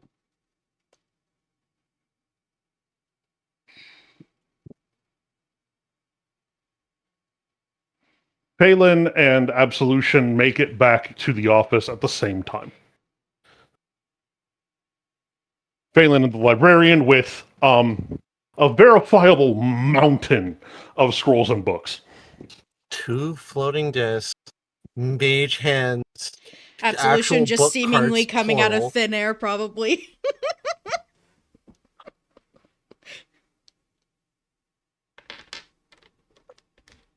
Actual book carts, tensor floating discs, mage hands. Yes. I love it, Kazu. Thank you for the imagery. This all comes in the middle of a song. Sorrow doesn't even look up. She doesn't acknowledge that anybody else is in the room. She just keeps writing orders. She only stops when Mouser arrives with a long wooden box in his hands. Then she finally looks up, looks to the librarian, smiles, and says, "My dear, you're free to go. Thank you." The librarian nods, says, "I hope his works will, well, give you everything you need. Thank you for believing in him. Your great-great-great-grandfather was a remarkable man who left us many great treasures. Thank you for helping me collect them." She bows and leaves. This is an elf's great-great-great-grandfather. Mm-hmm. Just so everybody's tracking this.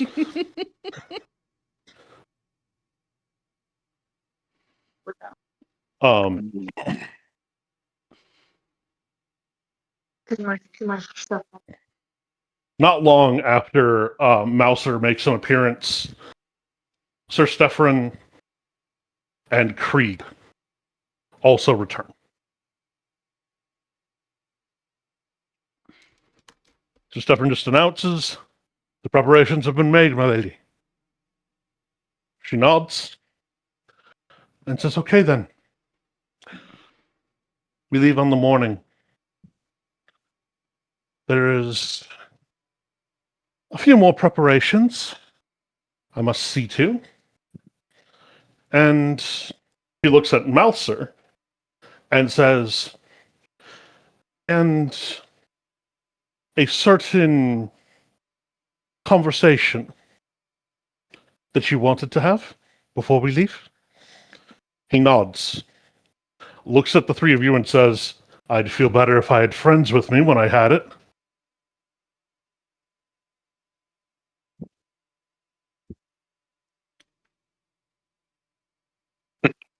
This seems serious, but you have my ear.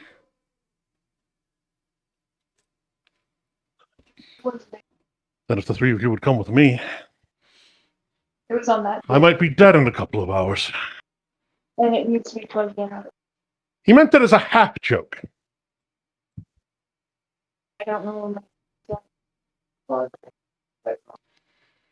Okay if I log in But you go with him into a small dining area that isn't the main dining hall, where you suspect that some of the serving staff eat meals that aren't presided over by Sorrow herself.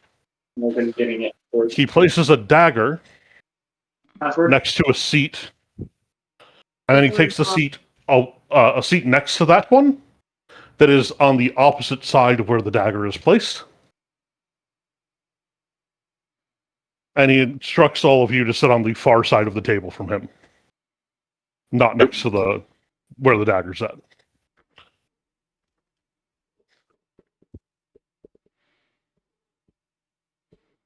A very confused serving woman walks in, sees Mouser, lights up. It's the same serving woman who had had no good things to say about Balth when his return was made public. Oh, you mean what's his book? Not Balf. Was it Balf? Mouser is Balth. They're the same Yeah. person. She doesn't know that. Mm-hmm. And she doesn't need to. That's well, that's why she lights up when she sees Mouser. It's like, Mouser, what's so important that you wanted to talk to me? And she takes the seat next to the dagger. She barely registers it. It just seems like it's a weird thing to her to be there. My friend, I'm about to go do something rather dangerous, so I wanted to talk to you before I left. In case I never got to come back and say it. She just looks at him weird, like, don't tell me you're in love with me. That'd be weird. He laughs. Nothing so benevolent as that. Now she's concerned. You had a brother and an uncle who were killed by Balth many years ago. And she looks really serious. She's like, did you kill him? Did you find him? He shakes his head. I've done neither of those. But I know where to find him.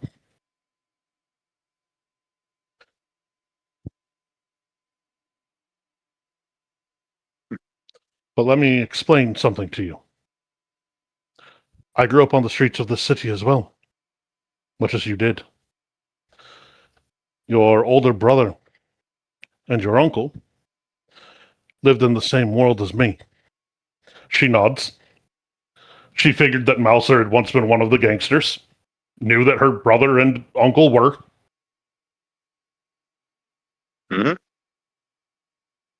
There was an elderly shopkeep. They'd killed him. And she looks confused. They wouldn't do that. Never. He looks at her with a lot of sorrow and says, but they did.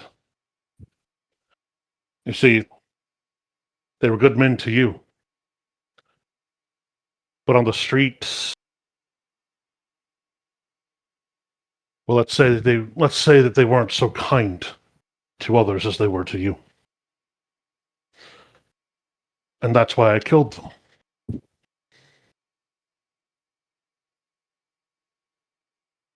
She looks confused, shocked, and then angry, and actually grabs the dagger. Mouser makes zero move to defend himself. And she's just cursing at him, yelling at him, just like the whole, how dare you pretend to be my friend after all of that kind of deal, just shouting at him. But then she starts sobbing. Doesn't drop the dagger, but Mouser reaches out an arm and gives her a hug, which she returns. Still holding the dagger. Not decided whether or not she's going to kill him or not.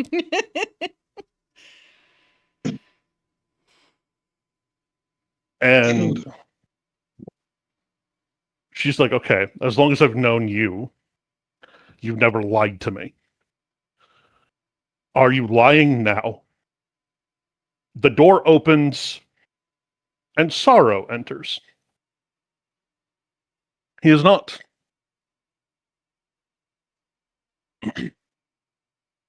And he's never lied about being your friend. This takes her aback.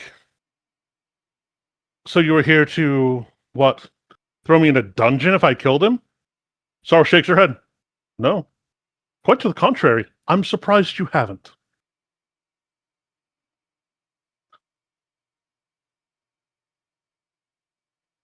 I'll never forgive Balth for what he did. For what he took away from me. Even if what you've said they did was true, I can't forgive that. But then she looks at Mouser, puts the dagger down, and says, but Mouser has ever been my friend.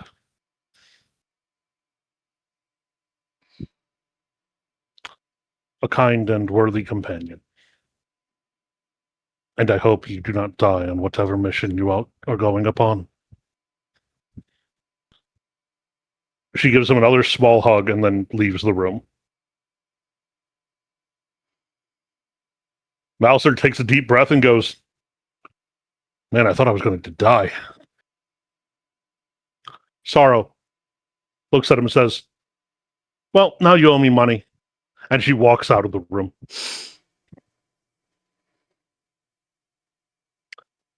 They had a bet on this.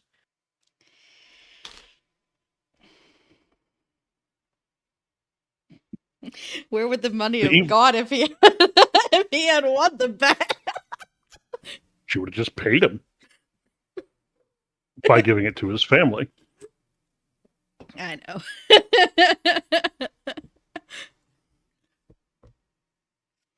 It just seems weird to make a bet on whether you will be killed.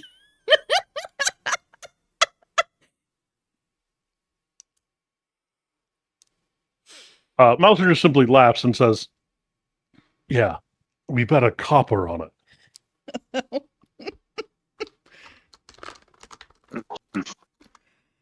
Well, I bet a copper on it.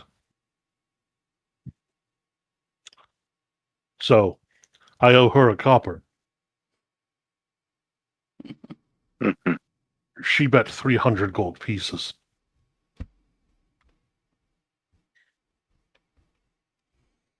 To my family, should I die.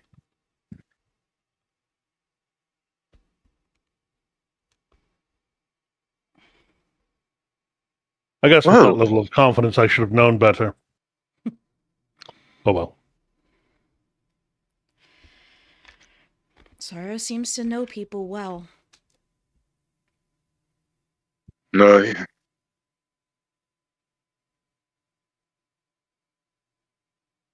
She knows a lot about everything.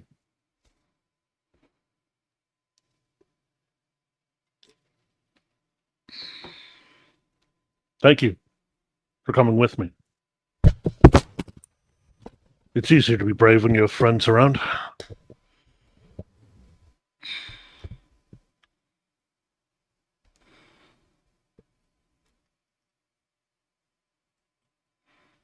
It's nice to have friends.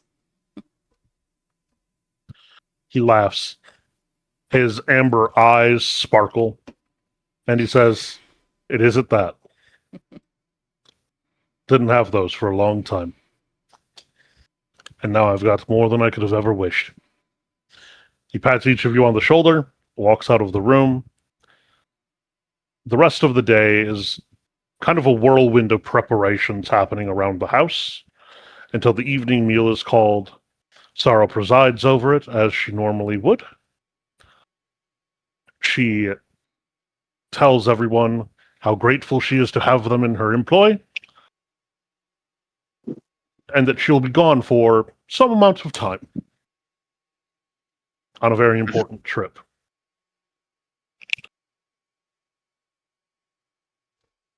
So, to mind her head butler as he is in charge when she's not there, considering she is taking Sir Stefan Stavro with her, and Andreas is still attending to his mission.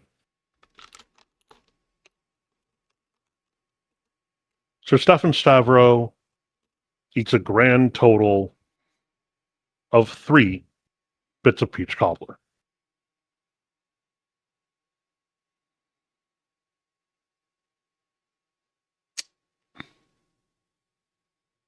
Before it is time for everyone to go for the night.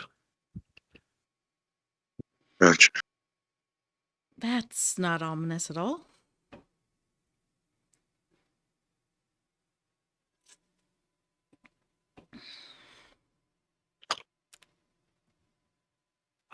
You are awoken before dawn.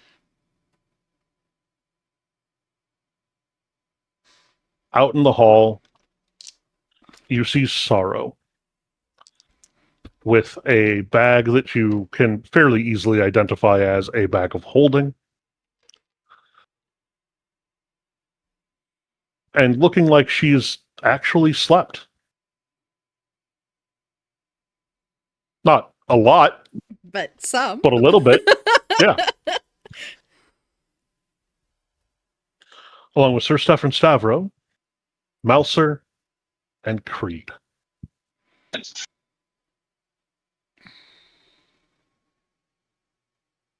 Mouser carrying the long wooden box.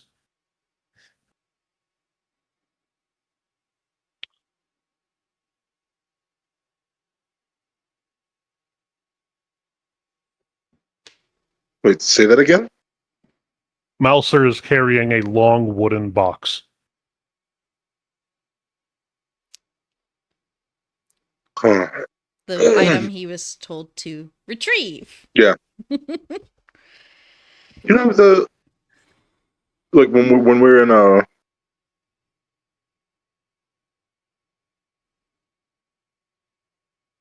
do I have access to a message, like a private message like magic? Sure. Because I wanted to like tell Sorrow, there was a lot more in that in the meeting that I would like to tell you about, that I think you should know. She smiles and you hear the mental reply of, "You'll have time on the airship." Aye. Fair enough. Because she's not handing you the big Yeah. knapsacks of the bread. The chef is handing them out, and she hands one to Sorrow as well.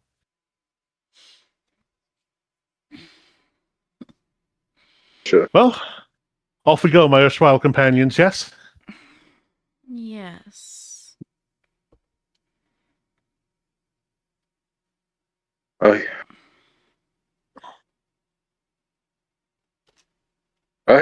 Let's get moving then. So Stefan Stavro leads. Mouser walks beside Sorrow.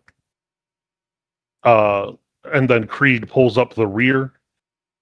The three of you can array yourselves anywhere between Creed and Sir Stefan Stavro.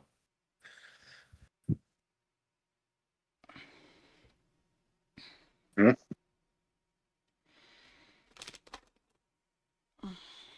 Okay. Because they're taking the front and the back of the formation.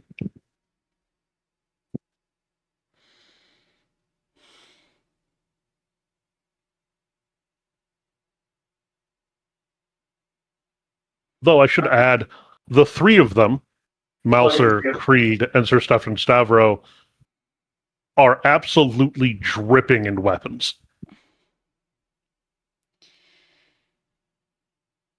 Two maces each, two ferocious looking battle axes apiece, long swords on their hips, and one great sword each.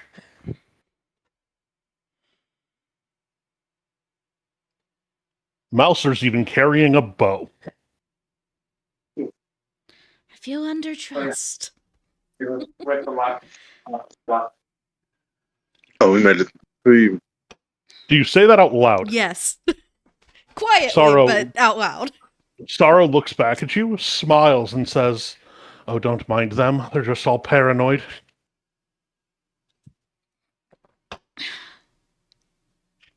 Who are you talking to now? She smiles. "Don't worry. I'm my own kind of paranoid."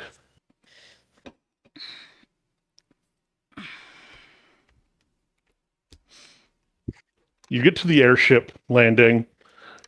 The usual Minotaur who's there is starting to speak and say, "Nothing leaves this early in the morning, and besides that, you need to get on to the waiting."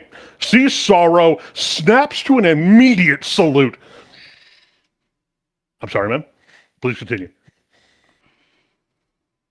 He looks half terrified. I mean, only half? Well, he knows she's not going to kill him right there. She smiles and says, "Thank you for all the wonderful work you do here." And he relaxes and he gets back to his job.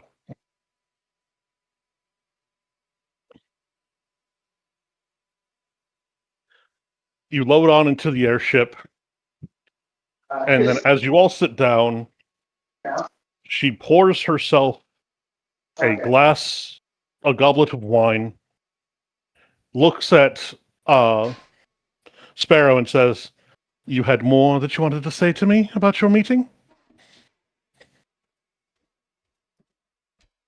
Yeah. Oh, yeah, yeah. It's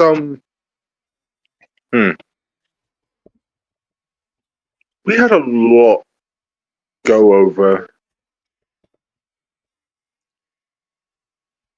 Um, We have a the long flight. yeah, the I think the first and foremost, um, being that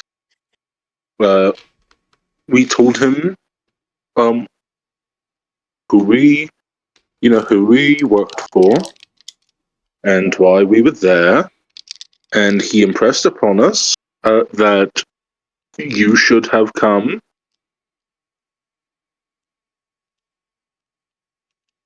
He nods, like, okay.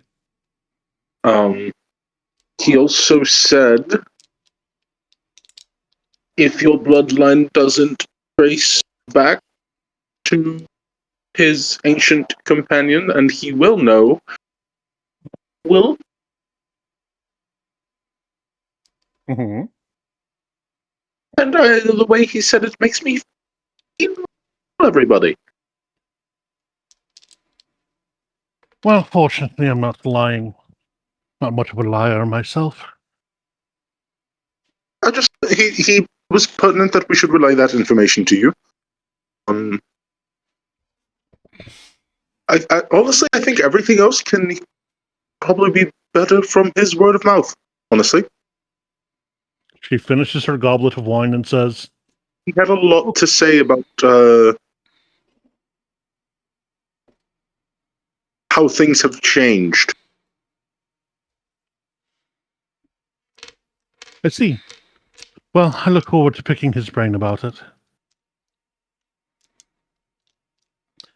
She finishes her goblet of wine, curls up into like a ball on her chair, and falls asleep.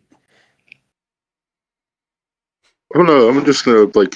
I'm not gonna sing, but I'm just gonna strum on my lyre like a calm. You know.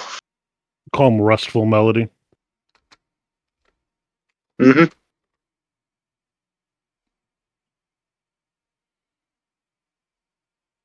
Well, it seems as good a time as any to ask. Sparrow,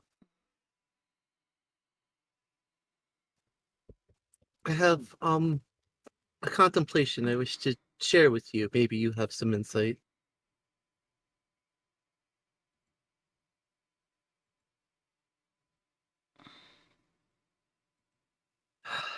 I have been thinking about the nature of my magic. We know if you study it, you're a wizard, and through music, a bard, and through pact, a warlock. But anything else is a sorcerer. And I find myself wondering about the nature of the unknown magics, and if it would have anything to do with the music thing, what was being spoken of when we were in that tomb. I Mm-hmm. wonder when I've casted magic in the past, have you felt any harmony or resonance? I suspect maybe my soul sings, even if my body does not.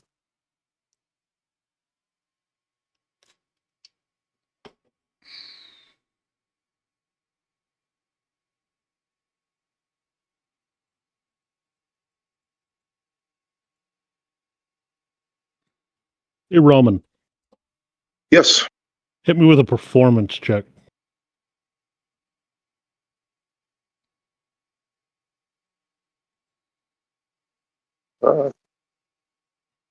Dice.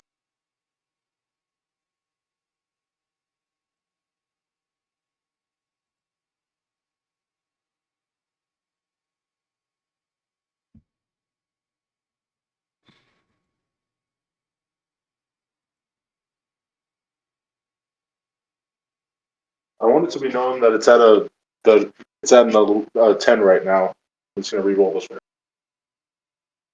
11. 11. 11. Yes. The answer to her question is yes. You have to reflect on it to realize it, but yes.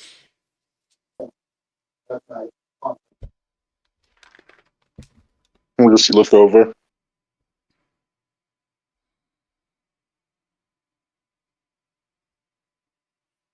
I think you're right. More than you realize.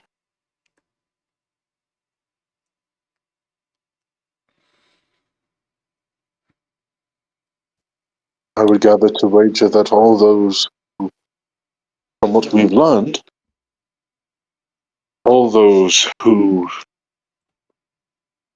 manipulate the weave on some aspect of themselves are singing.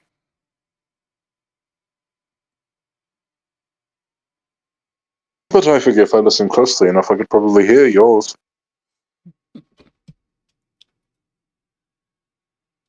Well, I'm not one They're to. like wink. Very light blush. Well, I'm not one to unleash magic willy-nilly on a flying airship that I am inside of. Especially as most of my magic is of the fiery persuasion. And last I checked, this airship looks pretty flammable. That's for the best. Uh, You hear from Mouser, who looks somewhat transfixed by the box in his hands. A family heirloom. Family heirloom of some sort, or Of some sort.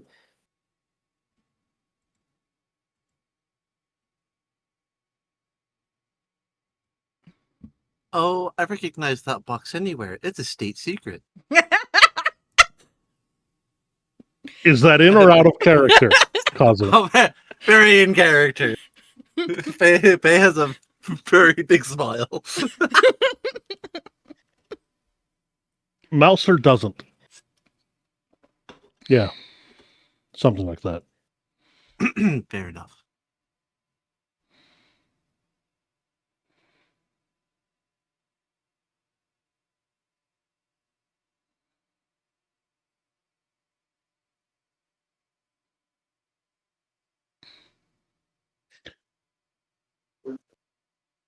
You fly for several days to get to the appropriate place. It seems they're not pushing the airship to its absolute limit to get there as fast as possible. Sorrow is asleep for most of it. good. Sir Stefan Stavro serves and presides over meals. When Sorrow is awake, she drinks some water, eats some food, and then is back to sleep. She looks significantly less terrifying asleep. Looks.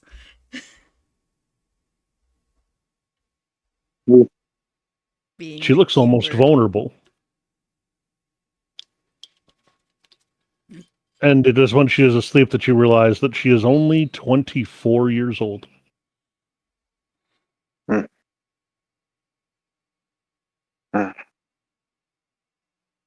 and relatively small for all of that.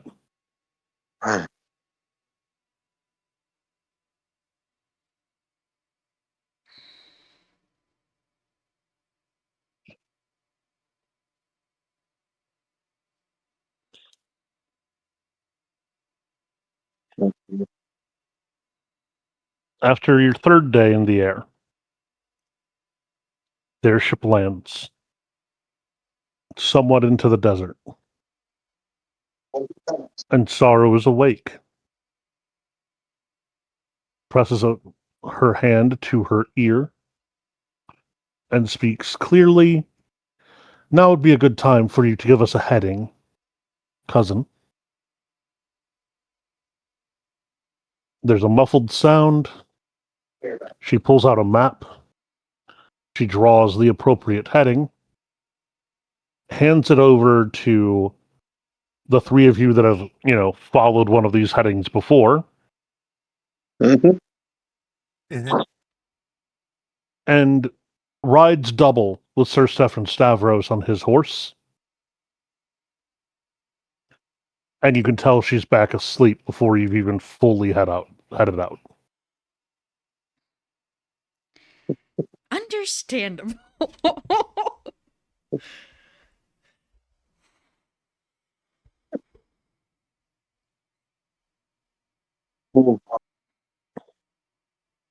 Well, it tells you two things. One, she's exhausted. Two, she actually feels remarkably safe here Yeah. with this group of people.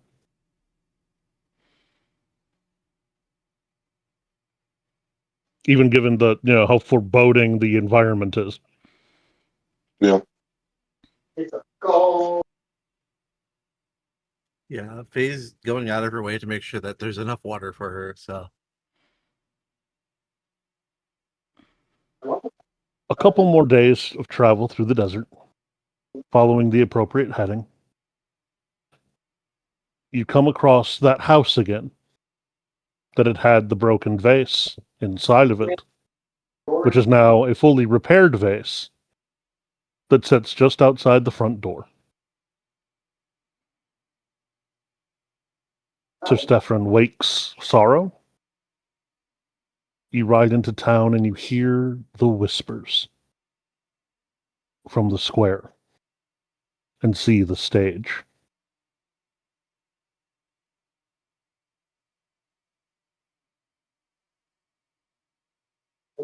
Now, do you want to do this? Before you begin, Sorrow and Melser join you to sing with you.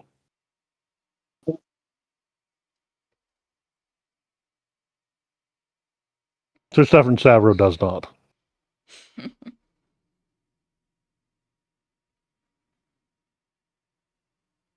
Uh, but do all of you join in on this, or is it just I am playing Sparrow and my then... violin. Nice. What about Phelan, Kazu? She taps out of singing this time. It's really not her forte. Understandable. Forte. I see what you did there. Wait. This is where you notice that Sorrow is actually a really good singer. She's a very good, high, clear soprano. Am I performing this? Yeah, go ahead. 6, 6, 4, 5.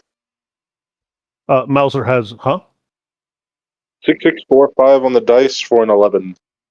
Nice.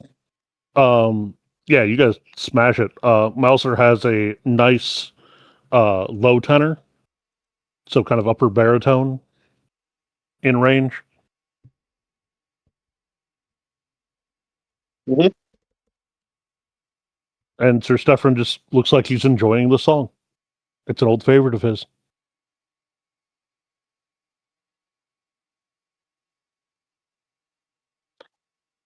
And the way opens up to you.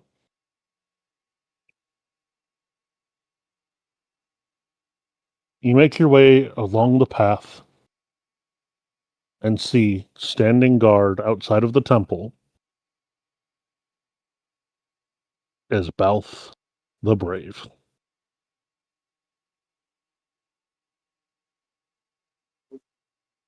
Back to see you a lot sooner than as we approach. I'll give the performers wave and bow. We've returned a lot sooner to see you than I expected we would. He looks at you quizzitively, raises an eyebrow, and says, "No, you expected it to be rather rapid. But maybe a couple of days faster than you thought." Aye. He gives the three of you a smile and a nod, and then looks at the newcomers and looks upon them sternly.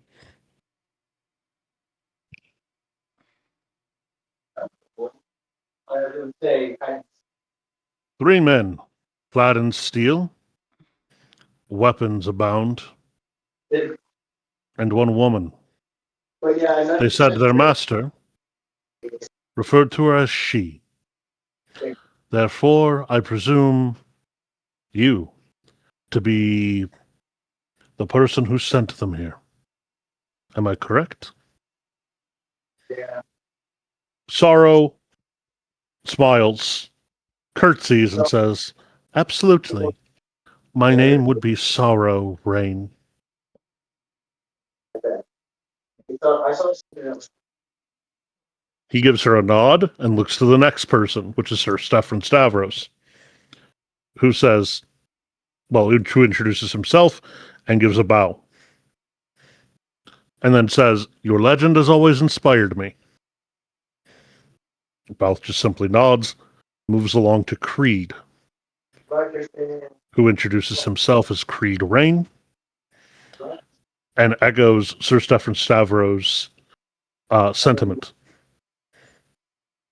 It's genuine enough, so Balth nods and looks to the last of the number, who introduces himself as Mouser, gives a bow and says, "Your name and tale were never far from my home." This gets a nod, and then his eyes are back on Sorrow.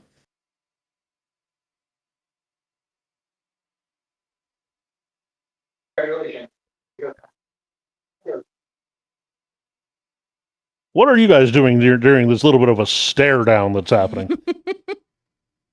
I'm just kind of But standing off to the nothing. side, looking between Balth and looking between the group and be like, oh god. Oh god. Oh god. Yeah, oh basically, god. What's gonna happen? it's just standing off to the side and then hopefully out of the splash zone.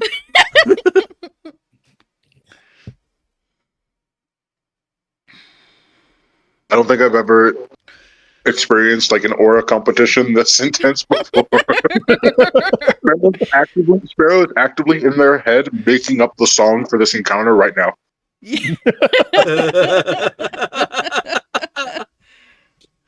Mental notes, mental notes, mental notes, mental notes.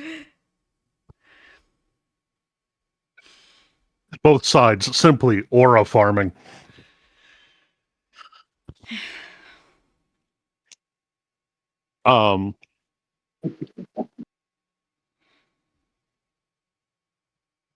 Of whose lineage are you again? She looks him in the eye and says, "My lineage traces back to a woman named Serenity, who I know that you knew in your lifetime. There was an elven man of that time as well.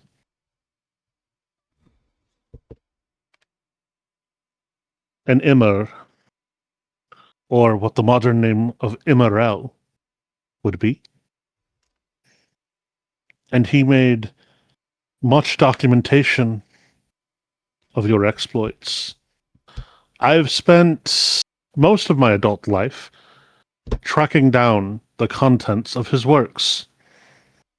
And she starts pulling this absolute monstrous pile of books and scrolls and putting them onto the bench near where both stands guard. This takes a while.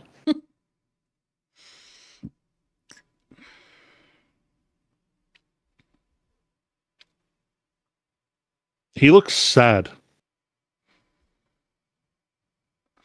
Emmer's dead then. How long ago? She looks off to the side, seems to be trying to do the math. 1,500 years ago? Or so?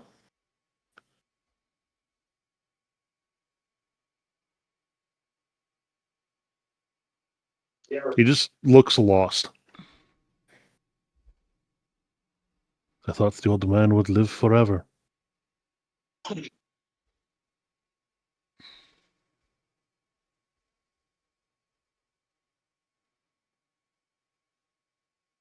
He picks up one of the scrolls, reads it. This is his hand. My old friend. Looks over at her. Thank you. And you are of that bloodline of serenity. But you are also of mine. Honorable exhale, by the way, from Noticeably loosened stance from Phelan. You're also of mine. So it does seem that serenities and my bloodlines merged at some time in the past. Yes. But you're not the only one with my blood in your face. He looks at absolution. He looks at creed. And he lingers for a very long moment on Mouser.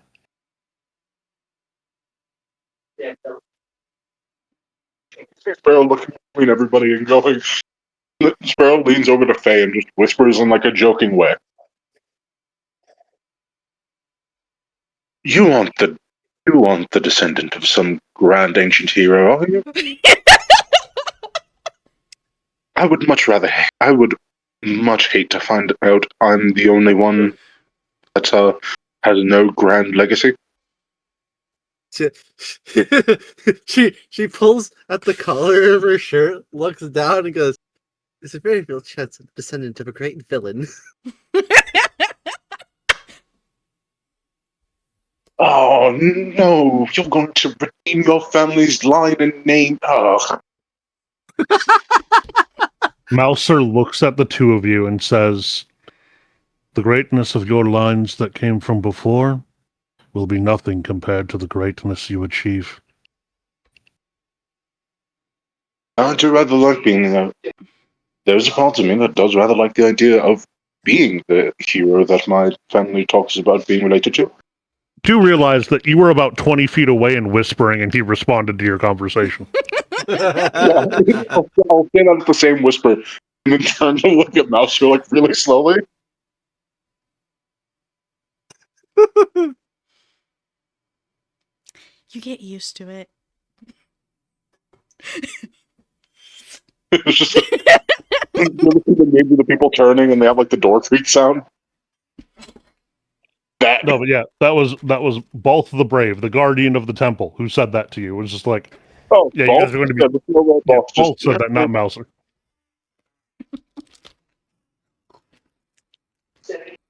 Huh. Wow, that's terrifyingly high praise.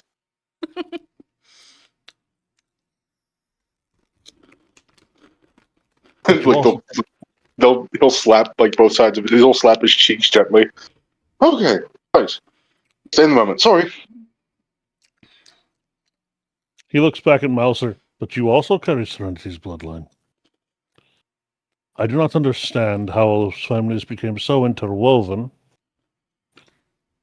I'm not going to say it does not please me. I don't know which of my cousins ended up having that happen. But it brings me some small satisfaction. Sorrow pulls another scroll out of the bag and hands it to him.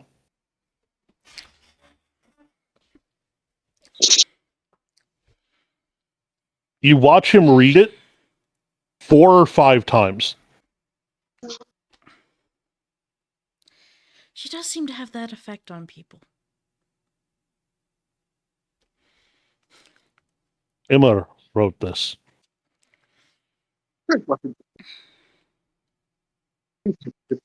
He says that I have a son.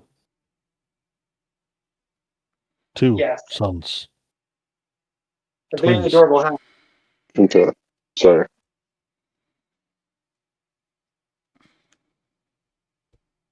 I do not Please, know sorry. how it is possible.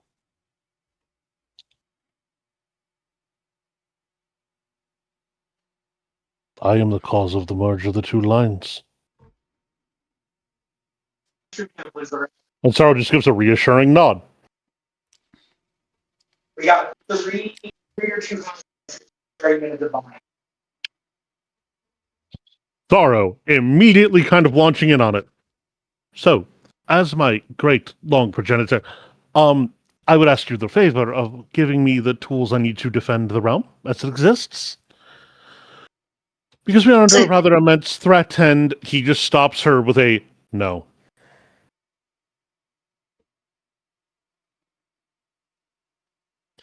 You have her look. But no. No threat that you are currently facing warrants the weapons housed in this temple.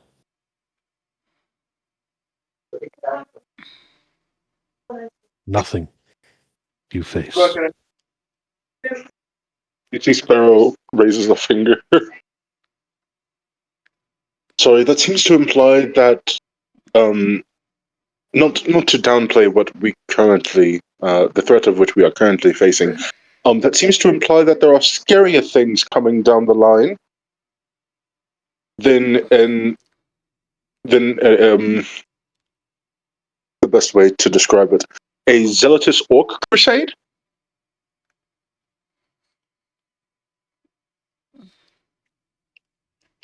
I just The want to make sure weapons that and the I'm, magic I'm housed within the temple, Sparrow, could very well potentially kill every living thing on the continent which I call home. between absolution and just One wrong usage, one wrong word, and it's all gone. And he looks at Sorrow and says, and I would not trust you as far as I could throw that pillar. And he indicates the sturdiest looking pillar on the temple.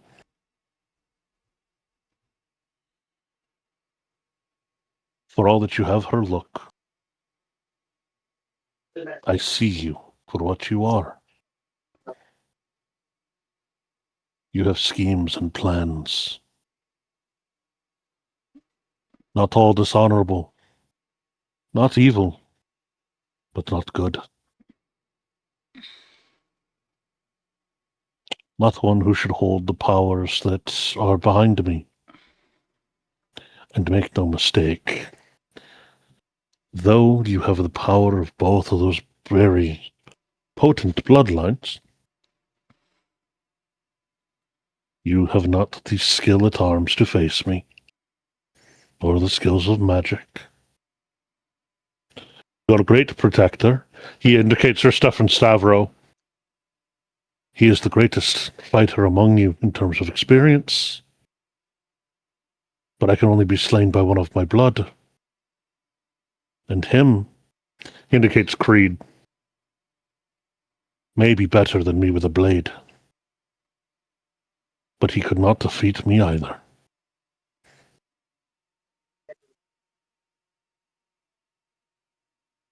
So, run along, miss. Find another way to win your little war. And when you have need of the things I guard, then you can come back. But until then, do not come back here, or I will see you slain.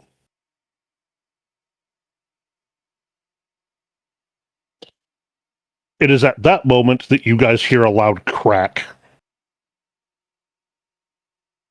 The wooden box has been broken. Mouser is stepping forward, unraveling something. Oh, Mm. oh. Mm-hmm. Fear, fear, fear, fear, fear, fear, fear, fear, fear, fear, fear. Do I have it correct that the only way to get past you is to kill you? Balth looks almost bored, the coals in his eyes very lightly aflame, basically. Yes, but only by one of my line. One of my line, with great skill at arms, which you no doubt have some amount of, but your mastery of the arcane lacks. And you are not protected by song. He indicates Sir Stefan Stavro. He is. But you aren't. Mouser. He's almost spitting his name at him. Mouser's unraveling has revealed a sword in a sheath. But that's where you're wrong. I am protected by song. And he draws the blade, which has ancient runes written upon it. And because you guys have familiarized yourself with the runes by being able to read the headstone, you can see what the rune. You can read the runes.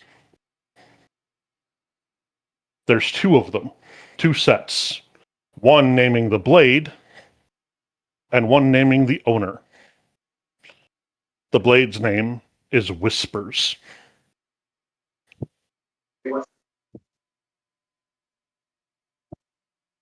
And you recognize her. Mouser is saying to Balth, because she was yours. The second set of runes is the name Balth. Matched twin to the one on your hip, yes? Your heart? Balth seems a little taken aback. Still, you cannot fight me, and I know no song protects you. Mouser? He hasn't even reached for his sword. Like, that's how not threatened he is. Mm-hmm. And then Mouser says, oh, but I am. You see, my mother appended something to the original name she gave me. When I was 6, there was these older boys who decided to take a sweet she'd given me from me. There were 4 of them. I fought them. I won. When I came home, eating the sweet with a smile, she saw the black eyes, the cut lip, and the broken nose. And she gave me the brave at the end of my name to match the one she gave me at birth, which is not the name I carry now. Balth's head tilts. What is your name? And at this moment, Mouser starts a swing with the sword and says, it is Balth. Defend yourself. Balth's sword barely clears the sheath in time as the battle begins.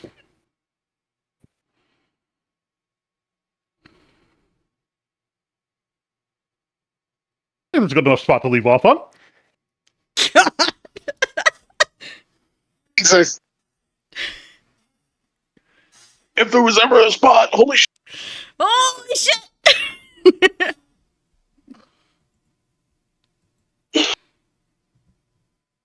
Fuck.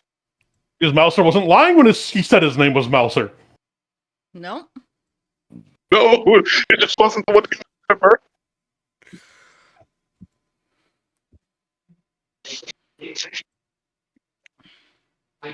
Oh my god. Rena, I hope you enjoy me using the lyrics to name the swords. That's Carved his great. name in whispers, gave his heart a goal.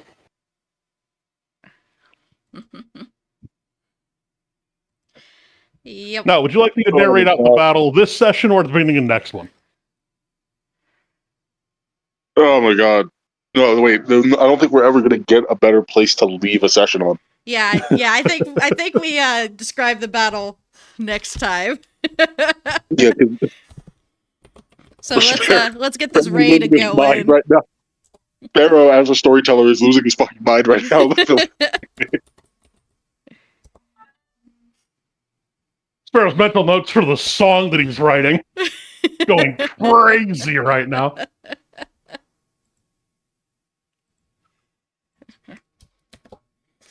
Okay, let's go. Let's get this raid going.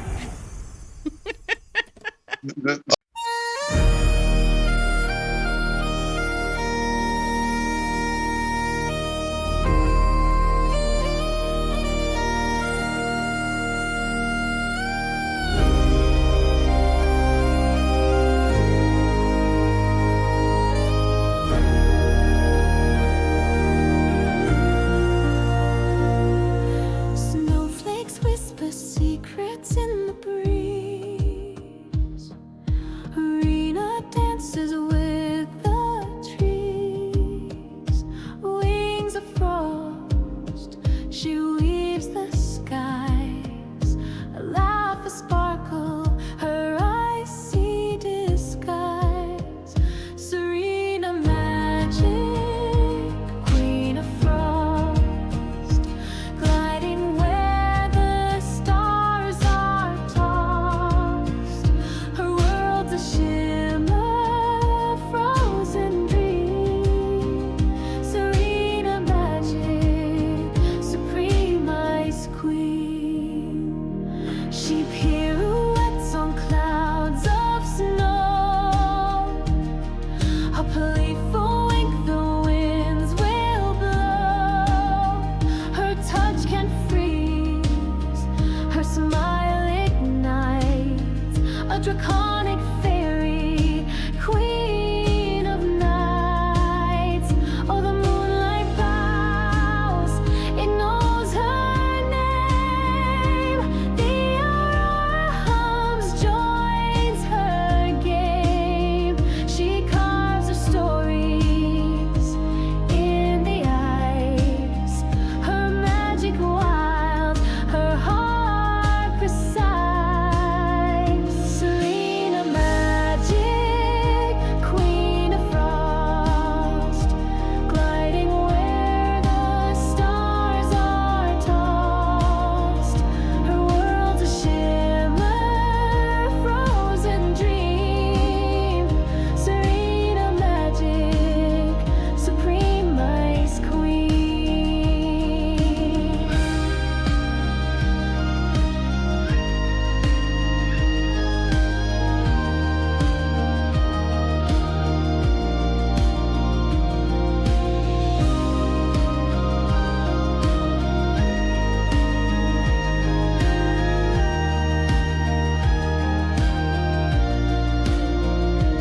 Through the frost, she'll leave her trace in every star, in every place.